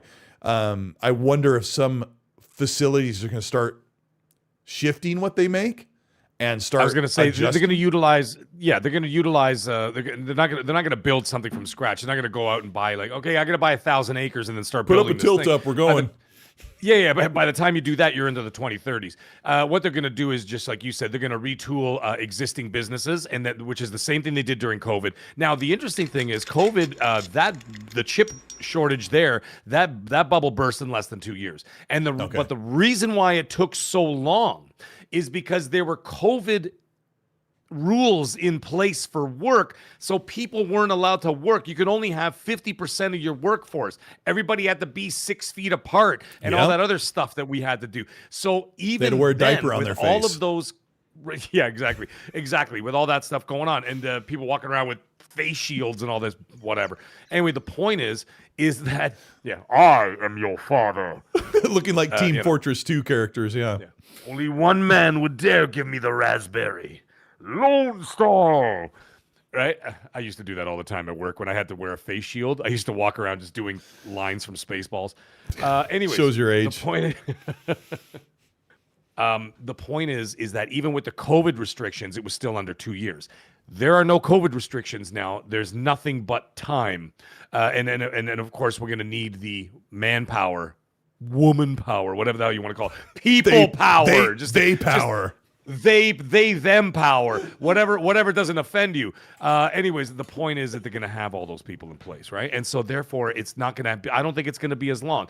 Now, the thing is, let's say for argument's sake, we're Hargeet is saying 2 years or so, right? It's 2026 right now. You get into the end of 2027, you're basically looking at that 2-year mark right there. Yeah. I think it'll be before then. Because once again, they're gonna retrofit existing businesses in order to meet demand, because they're gonna make a ton of cash off of this. Why wouldn't you? And again, you're not dealing with the same situation as during COVID with the restrictions for the chip shortage there. So I'm just using that as a comparison. I'm not saying it's the same, but it's pretty damn close to the same. So as a result of that, I still think 2027 they're gonna make their targets. They're going to hit their target, excuse me. Yeah, and I hope they do. I'm on team, please don't delay them. If you're cool with your PS5 or your Xbox console, don't upgrade yet. And you won't have to, because like you said on the show months ago, the PS5 or PS6 generation is going to support the PS5 for like 3 years. And of course, Xbox will do the same, 4 right? years. There's no reason to. Like, there's no reason to stop. Dude, we're still playing Call of Duty on an Xbox One and a PS4. It's 2025. Yep. The new consoles have been out for 5 years, and you're still playing Call of Duty on a PS4 and an Xbox One. Yeah, and somebody put out this One. Somebody put out this graphic saying like how amazing PlayStation's been doing this generation with the PS5, and I looked, and 18 out of 34 of the games had PS4 versions. You know, it's crazy. And actually, that's not even a bad thing whatsoever.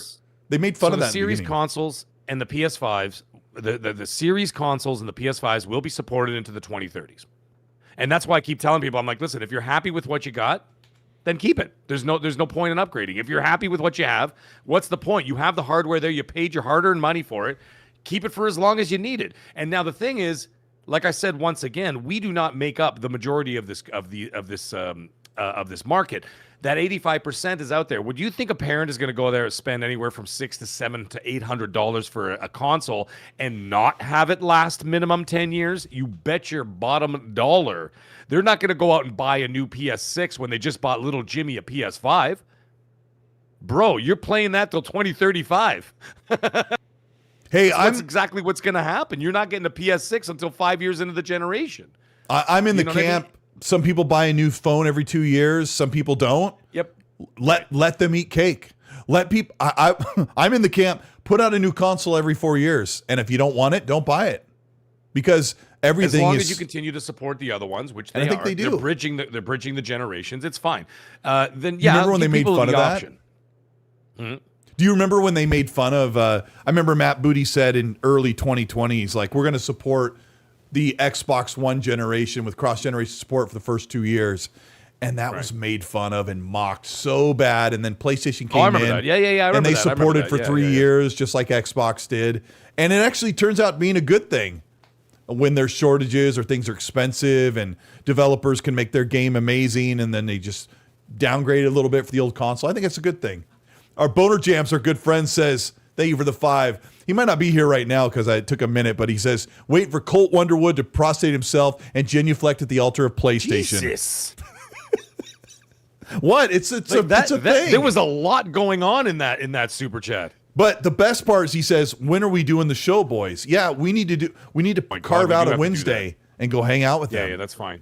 That's fine. Just let us know, and I'll reach out to my brother and say we're ready to rock here pretty soon, or anytime you are ready. Yeah. Hargy, Johnny, appreciate you. All right. That's speaking of delaying things, you also cover this on your channel. You got to leave it to Mag. He's covering all the news when I'm not covering it. I've been working on these big videos that take like 8 hours, and Mag is here giving you the news on the minute when you least expect it. When your pants are down, Mag is there with the gaming news on the Mag Show. Whoa. I don't know if I like that tagline. This is the copy you told me to read. You were like, Cole, I want you to read this to hype up when your pants is down, Mag is there? I don't know. It says right here, when your pants are down, Mag is here for you with the gaming news coming fast and coming furious. Oh my God, Colt, stop while you're ahead. Even that line is problematic. Holy mackerel. here it is. I don't even know what's... The Mag Show, when you need a thrusting of good news.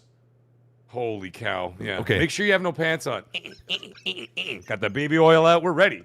All right, let's go. What was that? Let's talk about Grand Theft Auto 6. It's coming. Sure. We're just going to wait till it comes out. But a little bit of news has been eking out. One thing that you didn't cover that I think it came out today was a former developer for Grand Theft Auto at Rockstar said they'll never do the game in Europe. It's always going to be stuck in Vegas, LA, or New York, and it'll just keep and Miami. It'll just do that over and over, according to him. But what news broke about Grand Theft Auto that was actually applicable and important? Well, it seems that they're sort of officially saying that the game is going to make its target of November, which actually lines up with almost every single Rockstar game. They always delay it twice, but they never delay it 3 times. So they've already delayed it twice here, so I think it's going to hit that target almost 100%. However, the rumors are starting to heat up. Twice delayed, yes. One unofficial and one official delay? No, it was pushed to the spring. Remember, it was supposed to come out in May of last year. Then it got pushed to November, and then it got delayed an entire year after that. But May was the only time they had an actual date. So, if I remember correctly, which I don't remember.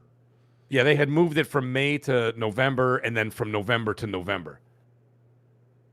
And it's hard to hold a candle in the cold November rain. I used to hate that song when I was in high school. Love that song from day one. Everyone's like, "Oh, use your illusion 1, use your illusion 2," and I just thought it was so cheesy. But I, as an adult, I love that song. I think it's brilliant. Those and one of the solos in that song just scream his soul. Oh my man. gosh! In front of the church. You know, yeah. One of the things that really won me over as an adult to that song, a little music sidebar, guys, is that they were producing that song, and this is great.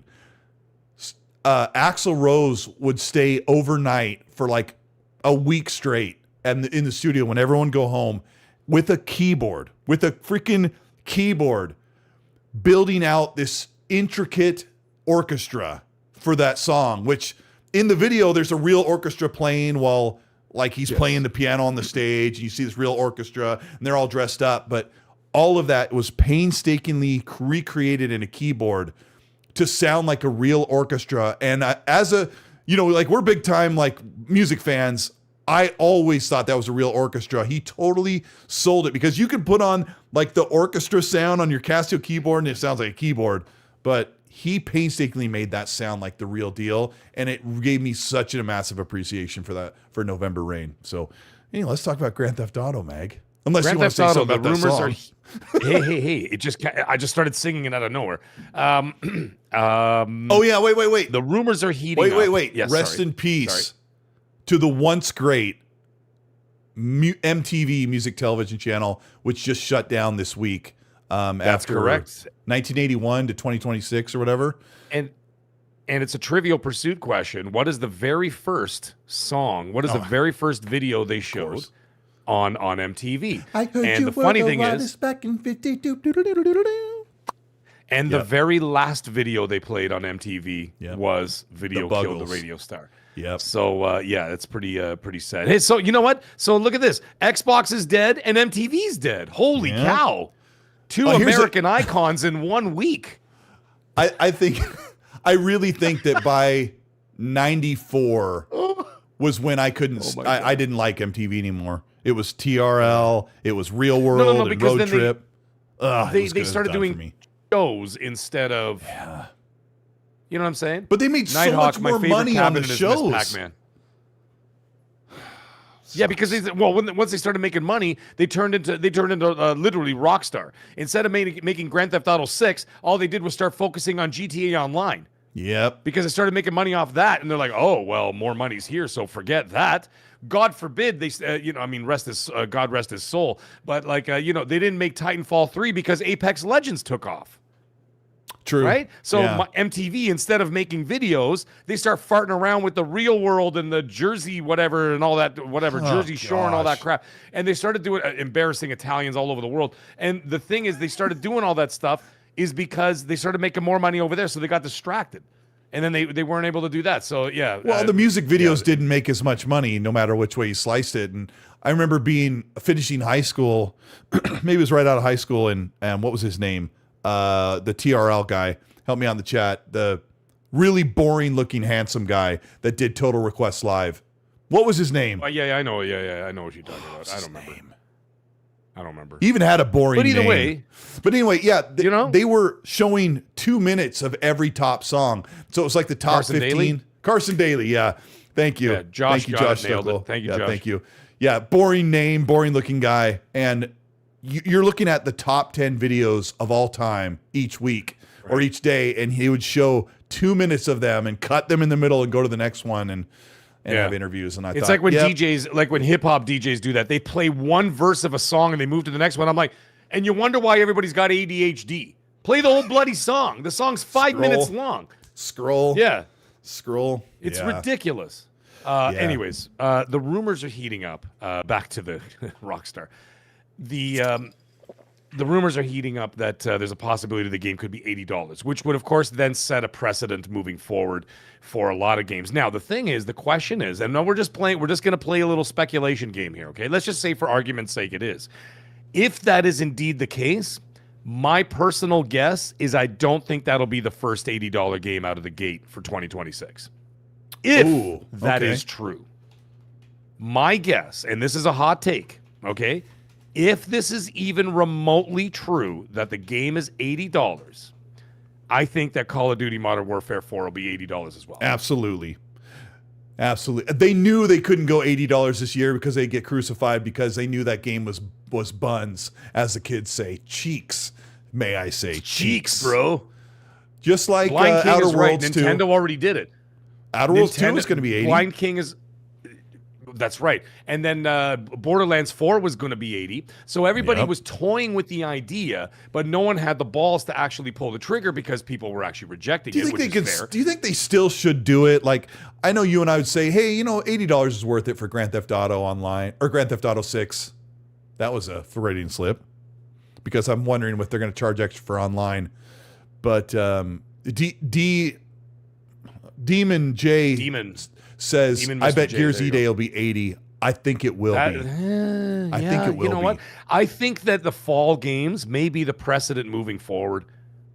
I think it may be the at the end of this year. Indeed, if it indeed is true, let's just say for argument's sake, no one's saying it is, but the thing is, if it is the case, I can absolutely see it happening. Now, the thing is, in Canada, we're already getting ripped off because even if you actually look at the exchange rates of games, they don't actually add up to the American dollar that you're getting charged for the games. We're getting charged an extra $10 on top of it. So even when you do the conversion rate from US to Canada, somehow, and I've reached out to developers about this, which those a-holes never got back to me, the guys that made that crappy soccer game, which everybody likes. I only call it crappy because they never got back to me. And I said, guys, why am I being charged an extra $26, which I didn't buy the game. And maybe that's why they don't get back to me. I'm like, why would I be charging an extra $26 for this game, even after the conversion rate showed that the game should cost this much, and then you charge an extra $26 for me to buy a digital game in Canada? What is this? And I called them out on social media, and I said, what is this? Why are we being charged an extra $26? How do you expect to succeed? But anyways, in Canada right now, Resident Evil Requiem is $108 for the base game, bro. Yeah, that sucks to hear. Sorry, let the dead air sink into everybody for a second. $108. And that's with, mind you, that's with Ontario tax. We're one of the most taxed countries in the world, communist Canada. But anyways, the point is that it's like $108 for that game. Now, on top of that, you look at Nintendo, the physical copies of Nintendo are what, $99 US? I think it's $80 or what, oh no, sorry, $90 US, right? For what? For the physical? Was it at $80 for the digital games for the Switch 2 and $90 for the physical? It's a little bit muddy with that because I can't remember. I don't know if that $90 thing actually ended up happening. I think it was kind of a translation error. So the $80 was bad enough for the physical version, I think. I don't know. Okay, I had a pretty let's big just tweet say about it's $80. that. Yeah, it's 80. I think so. Okay, so that works out to currently, from today's trades. So that would raise games in Canada to $124 a game. Oh my gosh. In Canada. Someone said in the That's chat, just the basic exchange rate. do Canadians make more money due to the exchange rate? Like, is your No, they don't. hourly rage higher? Rage? No. Hourly rage? The hourly rage. Well, that's my secret. I was going to Cap. do Rage Against the Machine, I'm but I couldn't always think angry. of what song to sing. Meg, What's stairs? what's the best sidebar? What's the best, the most incredible music video that was on MTV in your personal opinion? I gave mine, crap, and where'd I'll this say come it if from? you didn't see. Someone asked, like, what is the absolute best video Michael ever Jackson's made? Thriller. Michael Oh, Jackson's yeah. Thriller is the Oh, greatest. yeah, that's- Michael Jackson's Thriller is the greatest video ever made. Period. There is no mine ifs, was- ands, or buts. There are millions of great videos, but that one, come on. That was kind of a life changer for me at 9 or 10 years old. I remember when I was in this. Actually, this is a life changer because when I was in second grade, my best friend who rode the bus with me and was in my class, he told me all about the Michael Jackson. He had just watched the Michael Jackson video at home that weekend, and he told me all about it. He explained everything about it to me. And I like to draw. I was learning how to draw then as a kid, and I was like drawing these monsters he was describing. And he's like, "Wow, that's pretty good." I'm like, "Yeah, I guess I like drawing." So like that's the moment. That's my first memory in second grade of being. I know how to draw cartoons. Or I know how to draw stuff. My favorite, I think one of the best. I'd probably go with Thriller, but I said my best video is probably Sledgehammer by Peter Gabriel, which is all stop motion and claymation. Do you remember it from back in the day? I remember the video. Of course I remember the Oh yeah, Dire Straits, Money for Nothing. Dude, that beat hits hard, man. That's so good. Yeah. Game adaptation, dude. You know Maestro Fresh West? You're a real one out there, okay? Y'all know who Maestro Fresh West is. You're a real one. How about Dire Straits' Money for Nothing music video with the Money for computer? Nothing was a great video too, with the fluorescent headbands and the fluorescent wristbands and stuff and all And that. then you had the CG characters. They were like, "Look at them yo-yos. That's the way you do it." Yeah, those are good that's days. AI. Yeah, that's AI slop. Oh Yeah. my god, yeah. Yes. I don't So know. yeah, the games would get very expensive. Back to that situation. So I mean, for you guys, an extra $10. For us, holy crap, it'd be a lot more. So like $80 is a big jump. So we're looking at $124.99 in Canada for games. That's tax included, mind you. But I mean, that's still a heavy hit, man. The rumor is that Grand Theft Auto 6 is $80. Right. One of the first of its batch, probably at the end of 2026. And then the rumor is that Grand Theft Auto's online portion launches later, like in 2027 or something. I don't know if you dug into that. There is that rumor discussion. too. No. I did hear that as well. There was a lot of word that the online was going to come out significantly later, and significantly later means it would miss the launch window, which the launch window is traditionally 90 days, right? So it's not going to hit the 90-day mark. But that's not entirely that is not entirely confirmed. Because if you remember the last time, GTA Online on GTA 5 launched 1 month later. Was that correct? No, it was 2 weeks later. It was 2 weeks later. No, remember. Nighthawk, $90 for GTA in Canada. No. So if it's $80, that's 110 Canadian because our dollar is a pile of dog crap. So Fix right that. now, Fix it. well, yeah, but we need. Never mind. I'm not going to get into it. Why don't you guys just print? Why don't you guys just stamp more? Would you guys have like little farthings or something over there? Dude, in our Canada? income tax is almost. When you make $50,000 or above in Canadian, it's not that. That's not a lot because of our money, because of our dollar. They tax you almost like anywhere from 48 to 60% of your salary goes to taxes. 60%. I mean, I have retirement and medical and all that stuff, but I looked at my paycheck and almost 50% of mine is not take home. That's pretty normal. But yeah, I'm sure you guys, it's worse up there. Yeah. Mag is moving to America to afford games. Hey, I'm half American, so I can actually do that. Yeah. We just need the Black Ops to come kidnap the Prime Minister, just like they did in down south, and then we can fix it. As you hear the helicopters, and then you hear like "Fortunate Son" playing by Creedence, and you know, yes. I'm like listening, and I'm like, are those Apache helicopters? Oh my gosh. Yeah. Tommy Carney, we've coming for you. Mag can't afford games anymore. It's not good. Not good at all. Go subscribe We to need this Mag channel. to have a tremendous Huge. backlog, ladies and gentlemen. Tremendous backlog. We need him to Tremendous. have. I don't watch any of his videos, but go watch Mag. I hear he's fantastic.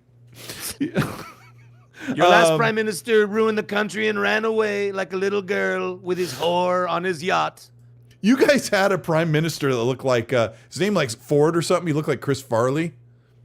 No. That was the mayor of Toronto. Oh, okay. Yeah, And then his brother is the premier of Ontario. People would send me is clips and like, this basically, dude is literally the Chris Farley of Canada, and he was the mayor of Toronto, and I was watching these clips, and I'm like, I want to meet this guy. He was hilarious. He was the best mayor. He And even did lived like in the van he even did by like a the football. river. He even did this football hike on like in front of like the news radio TV or whatever, news TV, and he did this football hike and fell, and it was like right out of a Chris Farley skit. That's great. I wish we had that. Oh, dude, he was Chris Farley. He was amazing. He died of cancer, unfortunately. His brother sucks, but his brother's in power now. But he's a legend. Whatever, dude. Yeah. Hargy Johnny, yeah, thanks for the 5. He says, I sent you an article on Discord. I saw the notification said about the leak. He says about a leak about Xbox buying up RAM ahead of price increases. Not sure if it's true, but interesting. I find it really hard to believe, Hargeet, that PlayStation would buy up a bunch of RAM and prepare themselves for the RAM-pocalypse, while Microsoft literally goes, what? We need RAM? Oh. I mean, they do dumb things, but you're talking about Microsoft, who is building up AI infrastructure. They have the means to prepare themselves for the hardware because they've got Surface and everything. So I'll look into it. What were you going to say? The thing is, what I was going to say is to clarify what we were talking about earlier. Sony doesn't have the RAM either. They're making plans, and they got their products around it, and I think they're just building around it. But they have not missed internal targets in terms of the virtual building of the console and making deals for the product. Yeah. Doesn't mean they're buying it now. They could make a deal and say, listen, in 2 years or 18 months, I'm going to need 15 million or 20 million of these things. Let's just put it as a placeholder. So they're putting placeholders down for what they utilize or whatever. But there were some internal targets missed in terms of the development of the virtual products that Microsoft was working on, because maybe they're trying to find a solution we don't know about. You never know what Gandalf's working on. He could be like, you know what, I got an idea. You know what I mean? I'm not a tech guy, but I mean, he could be like, I got an idea.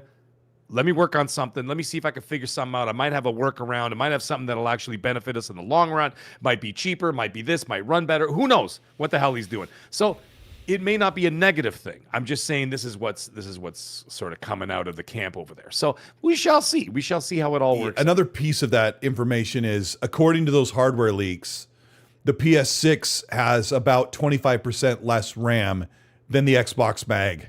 So yeah, it's a Mag. So PlayStation already has a 25% advantage because they don't have to spend as much and pass that expense on to their customers. And Xbox already plans to have 25% more RAM, so their situation is more difficult. But Microsoft's always been in a better position when it comes to hardware acquisition through the TSMC and all that stuff. So I have a question. Yes, sir. What's going to happen with the more immediate problem? And what I mean by that, I don't mean the current consoles. There's plenty out there. What's going to happen with the Steam machine? That was supposed to come out in March, which I'm not sure. Like, what's going to happen here? Like, is there going to be a Steam machine delay, or is Steam machine going to bite the bullet and charge us more than they planned on? See, this is the question, because we could talk about PS6 and Project Mag till we turn blue in the face. That's not going to help the situation, because that's still 2+ years from now. We have to talk about the immediate situation, which is the Steam machine, which should be launching within the next 80 days.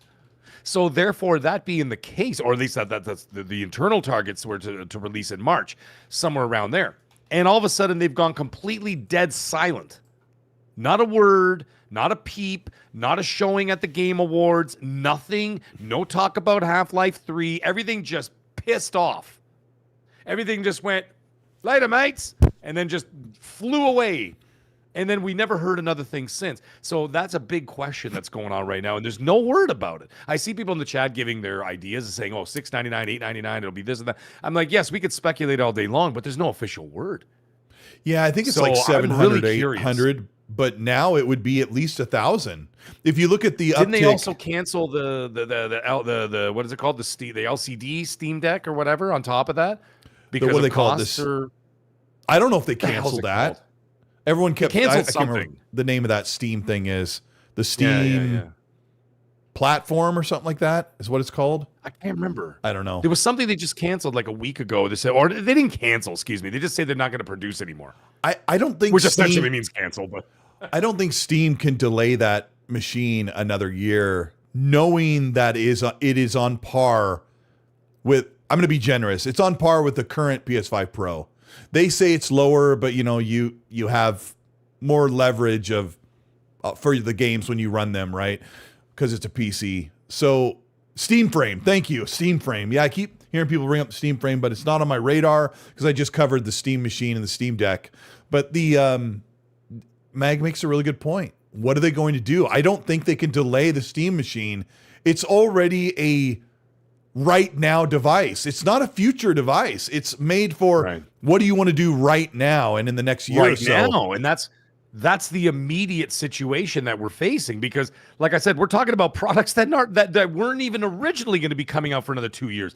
There's something that's supposed to be coming out in 2 months. So, like, why isn't anybody talking about that in more detail? A lot of people are focused on the PS6 and on the Project Mag, and as a result of that, they're not talking about what's literally in front of their face. And I'm like, guys, over here, the Steam Deck, like what that, or not the Steam Deck, the Steam Machine, what's happening? It's pretty wild to think about it. Like, are they sweating back there now? Like, they must be worried. They must be like, oh crap.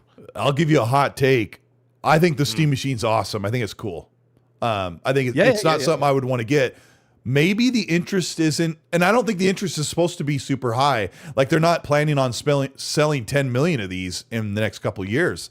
You're talking about taking PC players and giving them an extra device.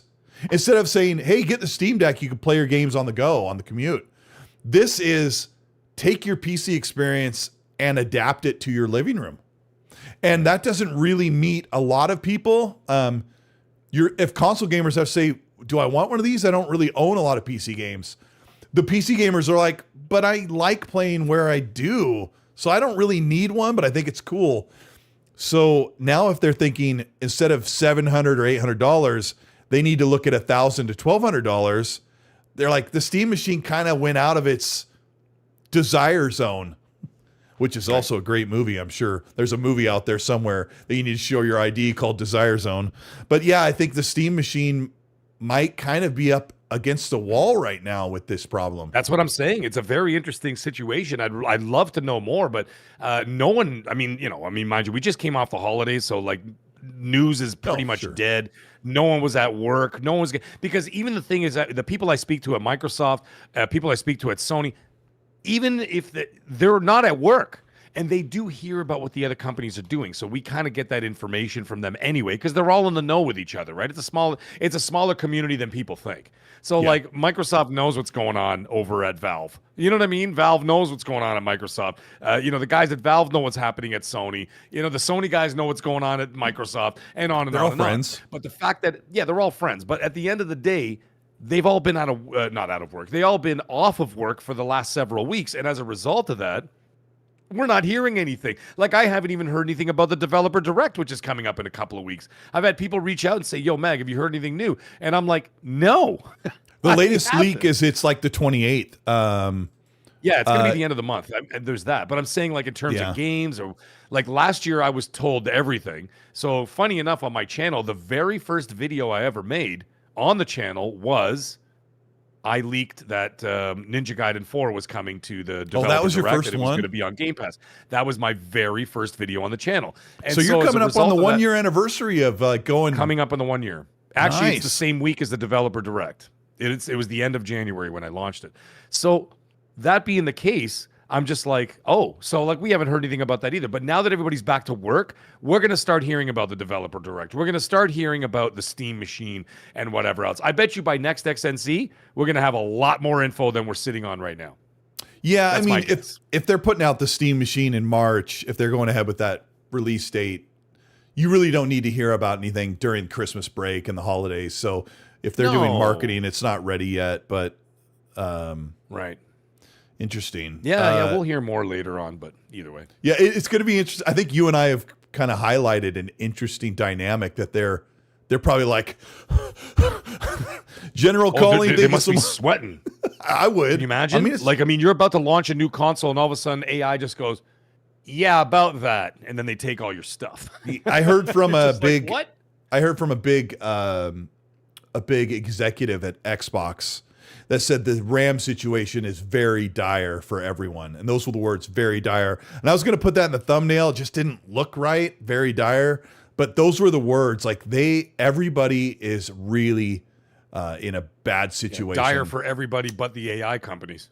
Absolutely, yep. Hey, more AI for everyone. It's like, it's good for everything. General Calling, thank you for the New Zealand $2 super chat. Says, why cloud gaming to be treated as the adopted child? Cloud gaming is actually still being supported. In fact, today there was news that Xbox is extending xCloud gaming to TCL, Hisense, like your budget build PC or budget build TVs. So you're on Samsung and LG.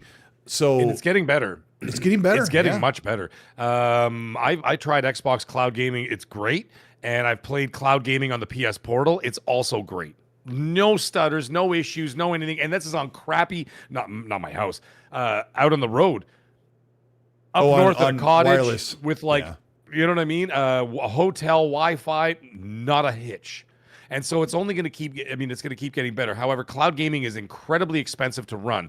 That being the case, that's the only thing that'll hold it back is just the expense that it costs to run cloud gaming. But that's a story for another day. Yeah, and it is. And I won't get into it, but I just really don't want the games industry to say, let's just lean on cloud gaming and people can just not own anything and all of the big compute will be done on the cloud and you'll play games on that hardware you don't own. I really don't want that to be the future, and we'll talk about that another day. Grumpy Old Fart, thank you for the Canadian 5, says, hey. He says, speaking of pants down, I caught Colt with his pants down on Fallout Hub at 3 a.m. I don't know what Fallout Hub is. Oh, well, I don't.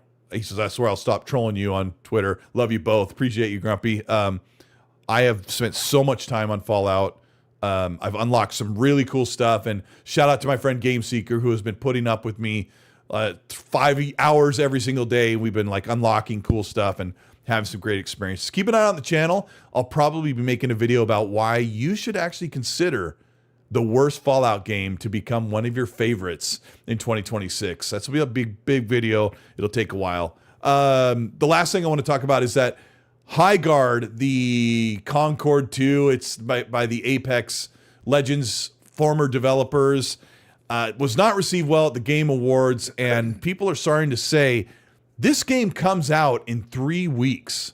And speaking, when you were talking about the quiet, no word from the Steam machine people, no marketing, they have not talked about Highguard. It comes out in 3 weeks. People will be able to buy it and play it. Wait, is it free to play? I think it's $20 or $40. I think it's $40. I don't care because I'm not interested, so I'm not playing it.